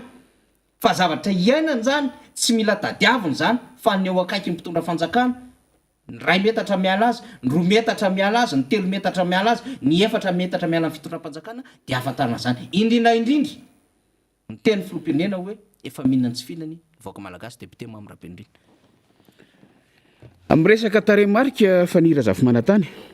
araka ny voalazanao teo fa misy ny inina avoaka dia misy ny inina tsy avoaka mba tsy tenenako hoe inina afenina dia karazany vitsivitsy zany le niteneniko teo le nangatahako teo hoe avoay ary reo e fa amin'ny resaka taremarika rehefa miresaka ohatran'izao tsika ny zavatra fototra iaingana dia ny équilibre sy ny balance fa tsy miaina amina taremarika anankiray fotsiny a na sansa anankiray tsika eo amin'ny fitantanana azy inona mahatonga sandam-bola malagasy manao ohatran'io mitotongana farany ambany ariananina ary dia misy équilibre tsy voahaja ao misy balance tsy voahaja ao anatin'le izy fa maninona tsy avoaka daholo rehefa samy amoaka taremarika ihany samy mahay mamaky an'io ange ary samy mahay mikirakira sy miresaka an'io avoay daholo zany zavatra zany ndresaka tolotra sy hitinady fanira zafimanantany teo maninona tsy avoaka daholo hoe inona moa fototra ary mifandray amin'le resaka sandam-bola teo inona moa fototry ny olana raha ohatra ka ny resaka ny olana atrehan'ny orinasa ny industrie amin'ny ankapobeny eto Madagasikara ny resahana tsy ny resaka akora fototra izay matetika ilana vaniny amin'ny haba sy ny ta sy ny zavatra maro isan-karazany eo amin'ny famoahana azy nisy kisasa zay hitako fanira zafimanantany tany anaty tambazotra tany ny amin'ny hoe ny vokatra avy any velany amelarana tapis rouge eto Madagasikara ny fampidirana azy ny fanamorana ny fampidirana azy amelarana tapis rouge fa ny vokatra eto anatiny avy any anatiny ihany tsika tadidio fa tsika mbola mifototra amin'ny fambolena sy ny fiompiana 700 fa ireny vokatra ireny lalana iakarany reny sy voahany reny mialany amin'ny misy azy any miohatra amin'le tapis rouge zay velarina andehanany avy any velany dia tsy fantatro asa raha sika le kisasary hitako sy tonga ao an-tsaiko ao anatin'izay fa camion mitsoka ny anaty fotaka sy ny sisa ny fahorian'ny mpamboly amin'ny fanatanterahana zany zavatra rehetrarehetra zany zany misy eto Madagasikara zay le teneniko hoe équilibre io ka rehefa misy mizana tsindrinila ao anatin'ilay balance rehefa misy mizana tsindrinila dia na ianao mitotongana farany ambany zany hoe ilay fatiantoka no betsaka iza no mitroka amin'ny fatiantoka na raha-pirenena ny jerena ny vahoaka malagasy foana ange na misy ny tafahoatra loatra zay le izy rehefa tsindrinila misy ny fitetaka ary ambany ary misy milingilingy ary ambony dia zay le tonga mitenen'ny fanira zafimanantany teo hoe ny olana ange dia zao hoe tsy mijery neny vahoaka ny fitondram-panjakana rehefa manao an'izany fanadiadiany zany fa ny fiainany zareo mpitondram-panjakana amin'ny ankapobeny raha miteny hoe karazany entana 50 marina fa lazaina tao ao amin'ny avy any amin'ny faritra 320 fa firy amin'ireo no tena ilain'ireo vahoaka ireo firy amin'izany 50 zany ary averiko fa tsy ampy zany karazany entana sokajinasa 50 zany dia zay ny tiako amafisina za averiko ny antso ataoko hoe avoay daholo ny taremarika rehefa iresaka taremarika tsika atomboko tsika amin'ny famoahana taremarika ty taona 2024 ty ndahoary manomboka androany nanomboka maly ndahoary dia ho ampitahy itsika dia ahitantsika hoe makaiza sy makaiza gouverner sy prévoir makaiza sy makaiza tsika miohatra amin'ny tany aloha makany amin'ny hoavy teany mitsinjo ny 2024 mitsinjo ny 2024 tafiditra ao anatin'ny fahaizana amin'ny tantana ihany koa nge ny famoahana tsy ataoko hoe faminaniana fa famoahana melo atao hoe prévision mamoa prévision sahazy marina fa efa nisy ny loi des finances teo efa ho avy indray nge ny fanaovana ny loi des finances rectificative dia mamoa prévision sahazy dia ho hitantsika eo fampitana azy rehefa avy eo fa aza mionona amin'ny omaly sy ny taona ray farany fotsiny fa avoay ireo fa zay no ilain'ny vahoaka ao anatin'le izy fa eto afaniry dia mahatsiaro tampoka eto manomboka hitako ny fomba fiasan'ny fitondram-panjakana manao hitsin-dalana sy manao tervaimanta fotsiny tsaroantsika le nanangana le fonds souverain zany hoe tsy misy lojika mihitsy ny zavatra atao rio ny taremarika avoakan'ny inflation fatatsika ny déficit budgétaire iainana eto Madagasikara. Kanefa mbola fonds souverain no atsangana. Fonds souverain zay averiko ihany ary efa naveriko teto foana. Fa tsy tokony tsy hisy zany raha tsy manana ambom-bava ny teti-bola anankiray sy ny fitantanana anankiray. Tany zany tsika efa nahita hoe tsisy lôjika. Androany tsika mahita hoe tsisy lôjika. Mbola saha fitondram-panjakana milaza hoe mbola tsy mafy be io taux d'inflation io fa mbola tsy mahazo an'le taremarika anankiroa. De gaga tsika efaniry hoe zay mihitsy zany ny fomba fiasan'reto mpitondra fanjakana amin'izao fotoana zao reto. Manao tervaillement am'izay tiany avoaka fotsiny, am'izay taremarika tiany avoaka. Ary lasa miaina ohatra moa zany député Mamrabe hotratra tokoa zany le taux d'inflation à 10% io. De asa zay olona zay. Efa mafy ane zany efa mitrosina amin'ny tany tanteraka ny mahatratra. Ndraindray atehiteny hoe lasa amin'ny fanjakana indray ve manao asan'ny spéculateur fa makany amin'ny sansa maka izy. Mbola tsy azoko tsara le izy fa loaloha alaliantsika tsara de ho tohizatsika le izy fanira zafy manatany. Fa zavatra anankiray farany alohan'ny amaranako ny resako amin'iny. Lazaina teo fa ny PPN ny jerena sy ny sisa sy ny sisa. Fa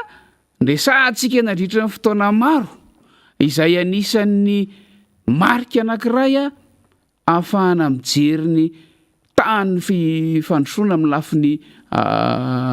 infrastructure fotodrafitrasa dia ny sandan'ny matériaux de construction.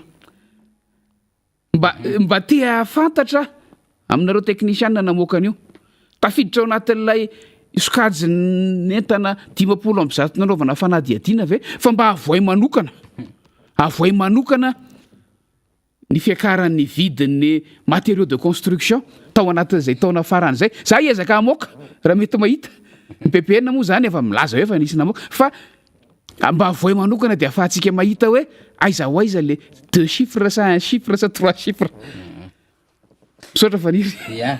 zay misy le izy satria matotsika mangataka ohatran'izay manko ny mari-pandrefesana zany tsy ny tsy zay fa io mila avoakany tsara misy le izy anaovana an'izay hoe fampitahana zay manko tena tiantsika atongavana an'izy député Mamrabe indriny ampitao mihoatra ny teo aloha sy ny zava-misy ankehitriny. Zay le izy. Zay zany tena de tsy njovo ny ho avy.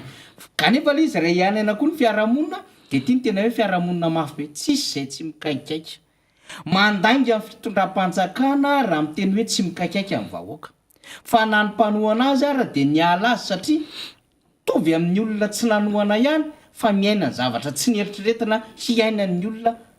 zay tsy nifidy an'izao fitondram-panjakana zao. De zay no mahatonga ny fomba fijerin'ny hafa hoe inona zao ekônomia antsika zao. De raha jerevantsika tsara zany izy député Mamrabe indrindra de hoe izao tontolo ara-toe-karen'i Madagasikara zao toerana misy amin'ny Madagasikara zao de ekônomia na tany miady. Tsy ekônomia na tany milamina zao hitantsika zao fa ekônomia na tany miady. Averintsika tsara zany. Raha izao fiainan'ny vahoaka antsika zao, raha zao fampitehan'ny fiainan'ny firenena zao sy ny tena faharendrehan'ny Madagasikara zao de ekônomia na tany miady zao. Kanefa tsika tsy mahita ady eto Madagasikara. Tsy mahita ady tsika. Fa inona zava-misy eto Madagasikara? De mile fitondram-panjakana raha manko rehefa miteny de hoe ka nanana an'le crise sanitaire mondiale ny atsika na crise ara-pahasalamana zay nisy eran'izao tontolo zao. De nisy koa an'io resaka changement climatique sy ny sisa io de tsy voafehintsika le izy de sarotra be le izy. Ka ny Covid tompoko ny ainan'izao tontolo zao. Fa raha nisy ny Covid eran'izao tontolo zao fa tsy nisy délestage tany amin'ny firenena sasany. Raha nisy ny Covid tompoko tsy nisy corruption be miakatra be tena hoe mahasehatra be ohatrin'io eto Madagasikara io. Ary raha misy ny Covid tompoko tsy nisy an'izany fantsana lalam-pandrenana miopapa natao amin'ny mpitondra fanjakana zany manerina Madagasikara, manerina zao tontolo zao. Fa eto Madagasikara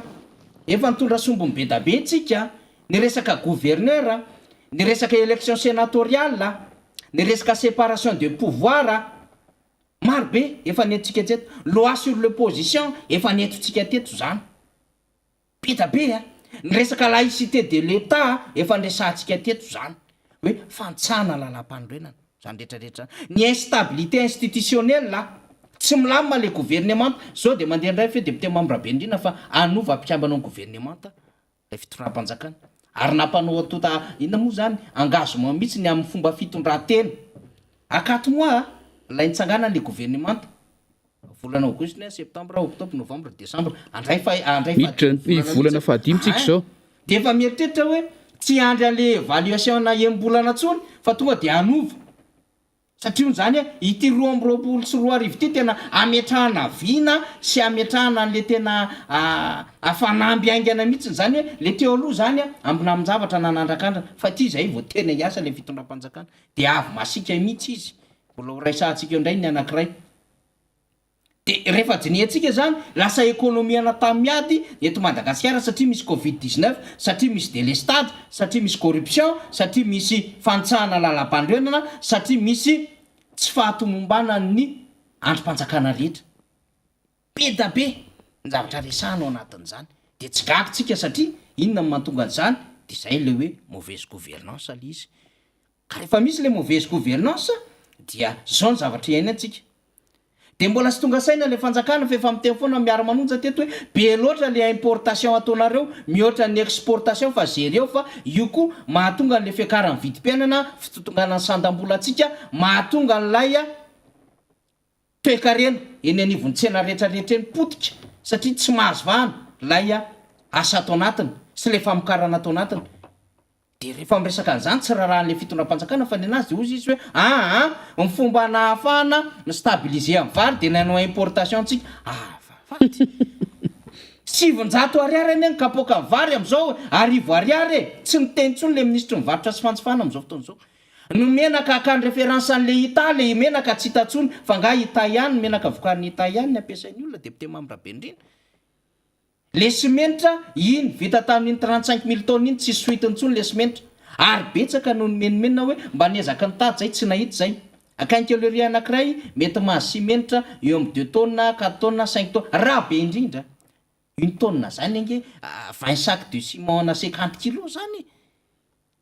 tsy mahavita sena sy laintosy resaka ninny ty ho an'ny olona mpanao trano zany rehetrarehetra resantsika zany raha ohatra izy manao trano 4 sur 7 tonga de ritra zany mba matevitevina ny tranony de manangariana anankiray izy de vita manangana trano fotsiny zany ohatra raha ohatra ka havita zany de zany ve mivarotany kankeleria anankiray de ny simenitra ny luke de zany ny asainao tadiavina nefa ny anivontsena tsy isan'izany ale voara nefa miparitaka ny karazana simenitra ny raizute ny simenitra ny olsima ny simenitra ny rehetrarehetra tsy voazeren'le fitondram-panjakana le izy tsy manao dokam-barotsika raha miteny an'izany kory fa te apita fotsiny tsika n'le hoe tsy na voafe an'lay zava-misy lay importation nataon'le fitondram-panjakana de eto tsika no miteny an'izy hoe inona ny fanazavana entin'le fitondram-panjakana ekonomiana tany miady misy fa tsy ekonomiana tany milamina de soa aloha deputé Mambrabendrina fa tsy mipanohatra no mitondra fa ny fitondram-panjakana fa raha ohatra mipanohatra no mitondra de nahazo tsiny am'izao tontolo ara-toekareny zao ary ohatry ny hitako ery ny fanakianana nataon'izao fitondran zao raha izy mipanohatra ka izao ny fiainan'ny firenena tamin'izy nanohatra fa soa aloha fa zareo no mitondra dikan'izay zareo no maka fanapahan-kevitra amina hetra isan'andro san'andro zareo no maka fanapahan-kevitra ny conseil des ministres hoe anao importation an'izao tsika ame DTI an'izao tsika anao anafoana organisme rattaché ohatr'izao tsika anao karazana ina moa zany franchise zavatra ohatr'izao tsika sinsisa anala olona anendry olona sinsiny karazany ametraka androm-panjakana ohatran'izao zareo no mitondra de io hitatsika io le izy lasa ekonomiana tamin'ny raha ohatra mbola misy anapiny deputé Mambrabendrina zay alohan'ny hiderintsika aloha hevitra hafa maheno ny resaky ifanaovantsika eto fa nira zafy manatany de lasa mieritreridratsy mahita le politikana tamiady sy ny sisa nefa tsika tany tsy miady so sanatria kosa ary le politika apetraka mihitsy no mirona makany amin'ny famonoana an'ilay vahoaka famonoana tiako tenenina hoe avela ho sahirana ary tena sahirana ary tena fadiranovana amin'ny fitadiavana tonga amin'ilay fitenenina hoe nohanina androany de tavina rafakapitso efa zany ange zao no mitrange ho an'ny tokantrano faran'izay tsotra eto Madagasikara de sanatria mieritreridratsy afa niry hoe sao de le politika mihitsy kosa ny tena diso hoe na inina ho tonga amin'izany satria mahatsiaro an'ilay fanehoan-kevitra saika ataon'ny mpanjifa tamin'ny volana lasa teo iny fantatsika ny zava-misy iainany eto Madagasikara fantatsika fa rehefa misy ny zavatra ohatran'io eran'izao tontolo izao dia ny fanehoan-kevitra no vahaolana anankiray mba azona antoka fa tafita ny afatra ny amin'ny hoe mijalo ny vahoaka na hoe tena mety tokoa io amin'ny endrika fanehoan-kevitra isan-karazany fa fanehoan-kevitra moa fa nisy foana tsika eto milaza sy ny sisa dia nandray andraikitra zareo ho mpitondra tenin'ny mpanjifa tamin'ny fotoana iny hoe ndao haneho hevitra anararoatra n'ilay andro ny raisam-pirenena ho an'ny zon'olombelona ndao haneho hevitra atao fatapoko fatam-pirenena indrindrandrindra atao fantatra ny mpitondra fanjakana hoe tsy zaka ntsony io zavatra io fa ilay vahoaka mihitsy vokatra ilay politika izay ninina atao tsy hahafahana mihoitra ny tsy tafahoitra ntsony faniry sanatry ny vavaladiny lela ve bon eritreritra ny serana fotsiny iengany eka tsy ho zay fa tena nanaitra ny saiko iny ary nanaitra ny saiko zavatra ny teneninao ateo no hoe politika ny tamiady izany hoe any amin'ny tamiady rehefa ny fitaovam-piadiana sy ny sisa tsy hahafahanao mihoatra ny zava-misy eny an-dalambe mety hahafatsy daroka bomba sy ny sisa tsy hapoizina balle perdue ny fitenenana ny tsy hahafahanao maneho hevitra sy tsy hahafahanao milaza ny zava-misy fa amin'ity indray mitoraka ity ilay zava-misy vokatra ilay politika mihitsy izay manona sy fadiranovana vahoaka ny tsy hahafahana maneho hevitra tsy hahafahana miseho tsy hahafahana milaza ny zava-misy tena iainan'ilay vahoaka ntsony tsy gagitsika raha diso fomba fijery fitondra fanjakana hiditra aloha hevitra ray amaraparanana sika depute mamy Rabelindrina rehefa niala tamin'iny resaka vidim-piainana iny zany dia anjarandrehetra ny mandinika sy mamakafaka ity loha hevitra ray ity dia anisan'ny ady hevitra ny Trangaomaly izy ity ary eo moa zany mipetraka foana hoe tsy fahita tao anatin'ny enimpolo taona dia hita le izy amin'izao fotoana izao dia alefantsika aloha zany ny rona tsara foy dia miampy ny fanazavana ny entin'ny tompona andraiky mpanjakana mahakasika indrindra ny anivon'ilay fitantanana amin'ny firenena amin'ny resaka fandriampahalemana ny sego no miteny eto interview tamin'ny andro ny manam-boninahitra omaly dia haneho hevitsika aorian'izay depute mamy Rabelindrina technicien ka na iza na zovy na avieza tsy hamela malalaka ny rafitra demokratika hiasa dia considéré comme fahavalo-pirenena izy mety misy fotoana fandeferana mety misy fotoana fananarana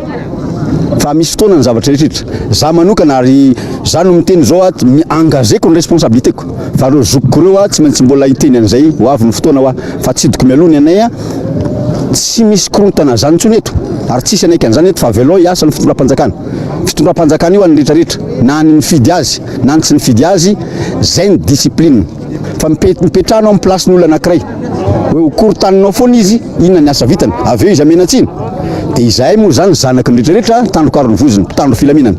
na izany eo averiko zay mitandro ny filaminana foana dia mba fiangavinana ena aloha zay tsy mety reny mba hiditsika aza mandainga koa tsika zay tsy misy tonga lafatra eto fa rehefa mba miezaka dia tokony hifanampy iny zany interview nataon'ny général de corps d'armée Zélie Serge zay secrétaire mpanjakana miadidin'ny gendarmerie pirenena zay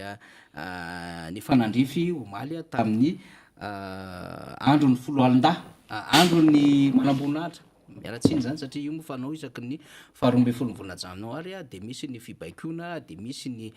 fomba mampanao mahazatra le hoe hoa traditionnel ny fanolorana gisa dia le fanaovana fanatanjahantena zay zany rehefa andro manam-boninahitra ohatrohatran'izay zany fa misy ihany koa ny andro manam-boninahitra lefitra hafiny zany fa ty roa ambin'ny folo janoary ty manam-boninahitra ty fa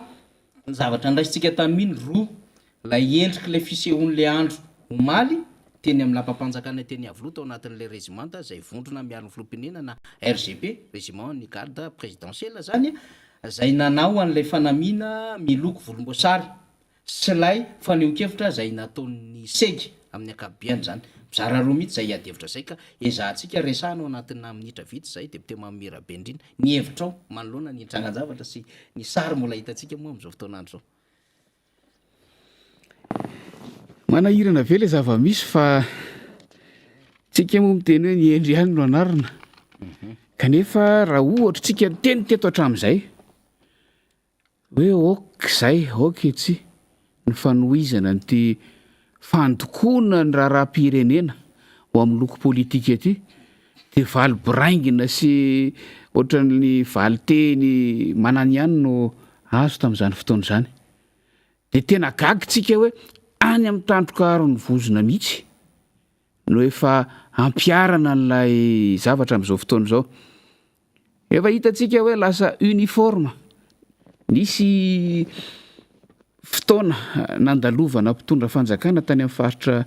atsimonosy tany asa faritra matsiatra ambony tany angamba raha tsy diso de nahita sary tamin'izay fotoana izay de ozy lasa uniforme mialatsiny amin'le teny frantsay lasa uniforme mihitsy ve zany satria nanatrika teo daholo ny olom-boafidy tao anaty tao amin'le faritra nandray an'ilay solotena mpanjakana de ohatrany lasa uniforme mihitsy lay fehitenda volomboasary miaraka amin'ny samboady fa saika izy rehetra de zay de nandeha ihany zay mandeha tsika am'izay alehantsika rehetrarehetra na ny fotodrafitrasa zay novitaina faraparany tatoato na ny fotodrafitrasa efa talono no avozina de nampanarahana an'izay felitra zay keo matadidy tsara tsika faniry nanandrana ataotsika eo zay ngamba le ballon sonde nanandrana saika nisy volavolan-dalàna sa tolo-dalàna saika saika ho atosika zay taona ray lasa ngam' zay na mihoatra mikasika saika fiarovana ny loko volomboasary io asa raha matadidy an'izay faniry sy rina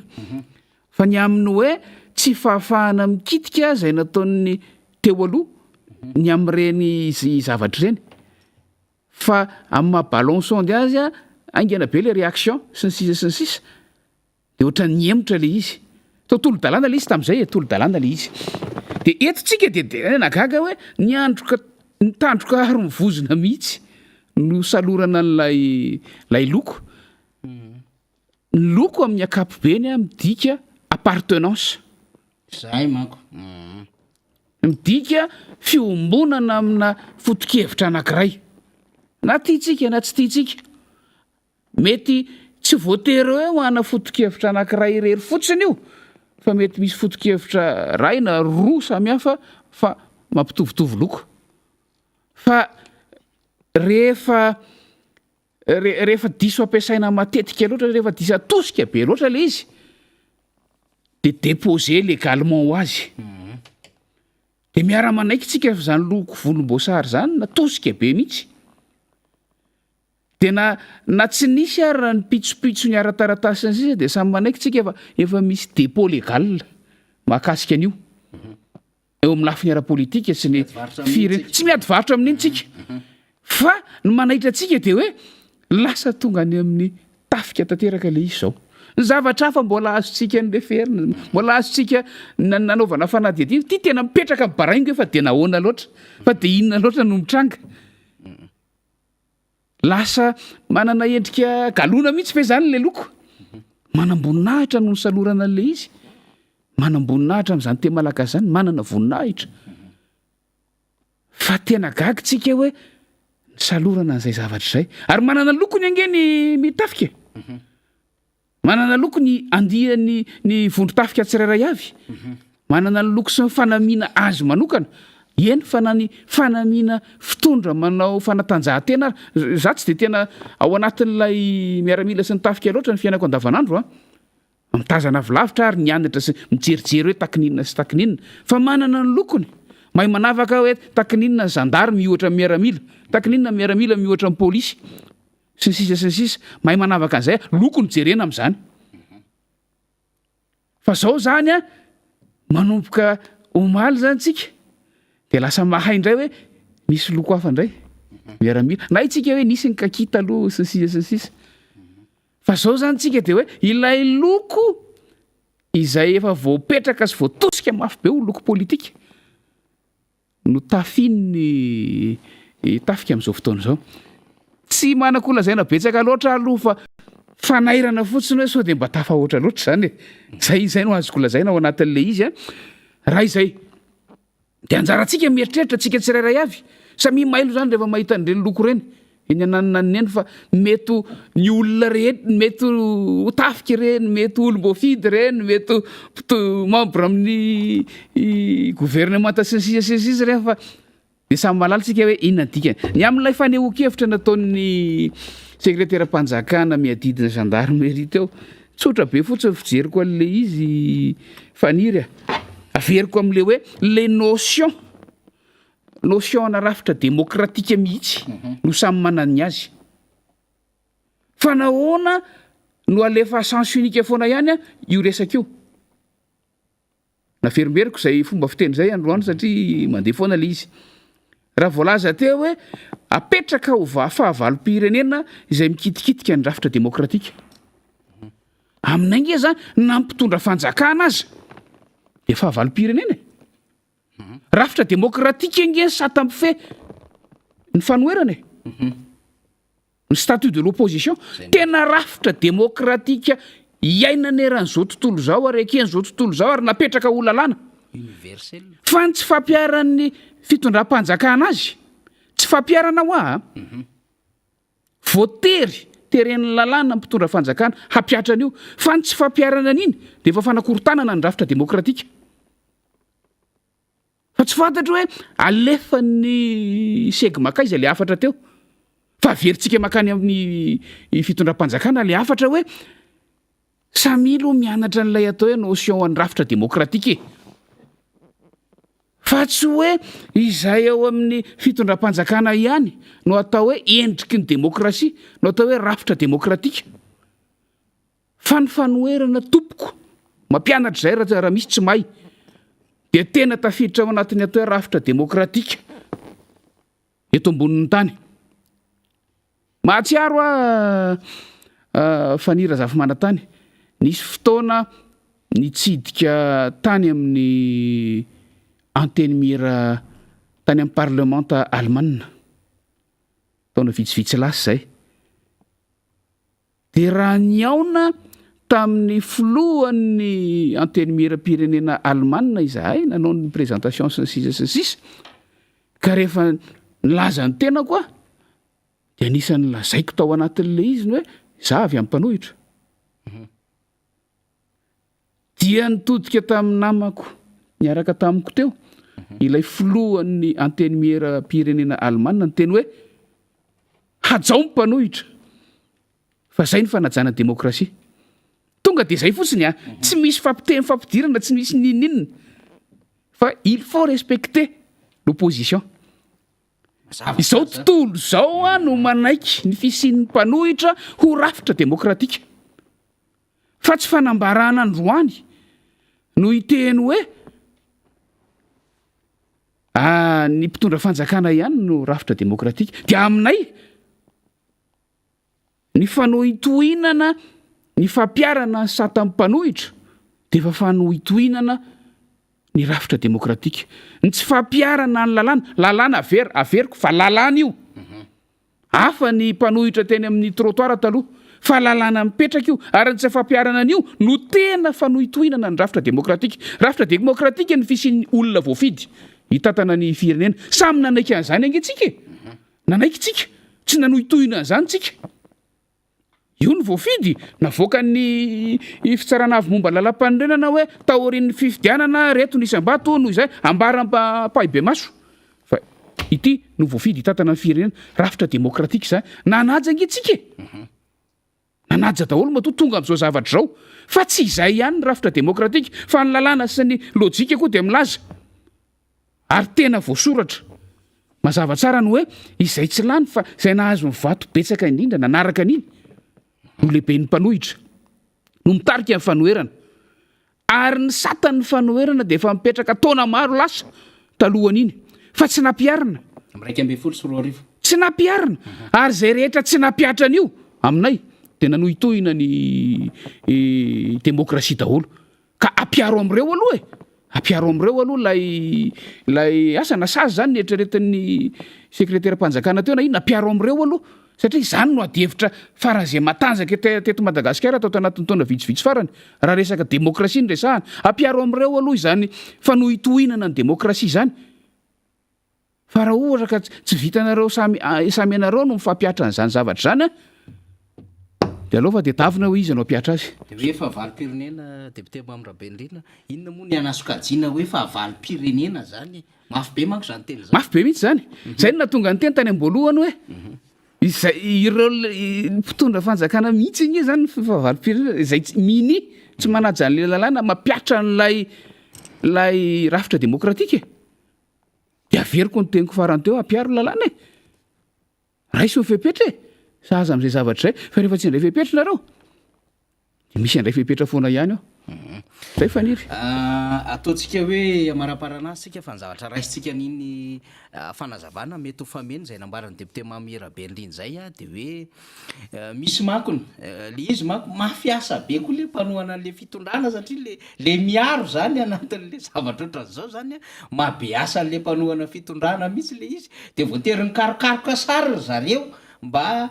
iargumentena tsara zany mba hanoanana tsara zany le hoe ara-dalàna iny akanjo lorange nampiaganjona ny manambonahitra iny zany maly zany de ozy le mpanohana fanjakana hoe efa nanao akanjo mangamanga tam'izao de nanao menamena zareo tam'izao de nresana anatin'zany SVM team zany dia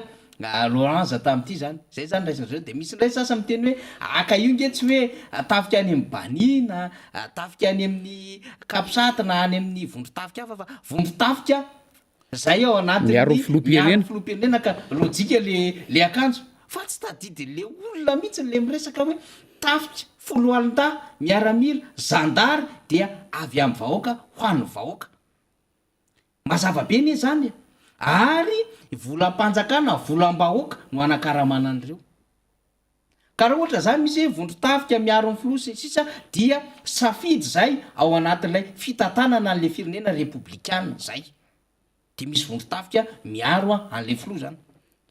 kanefa na le filo ara dia misy lalàna mamefy azy koa amin'ny hoe rehefa filoham-pirenena izy dia tsy mitatana antoko itsony fa filohan'ny malagasy rehetra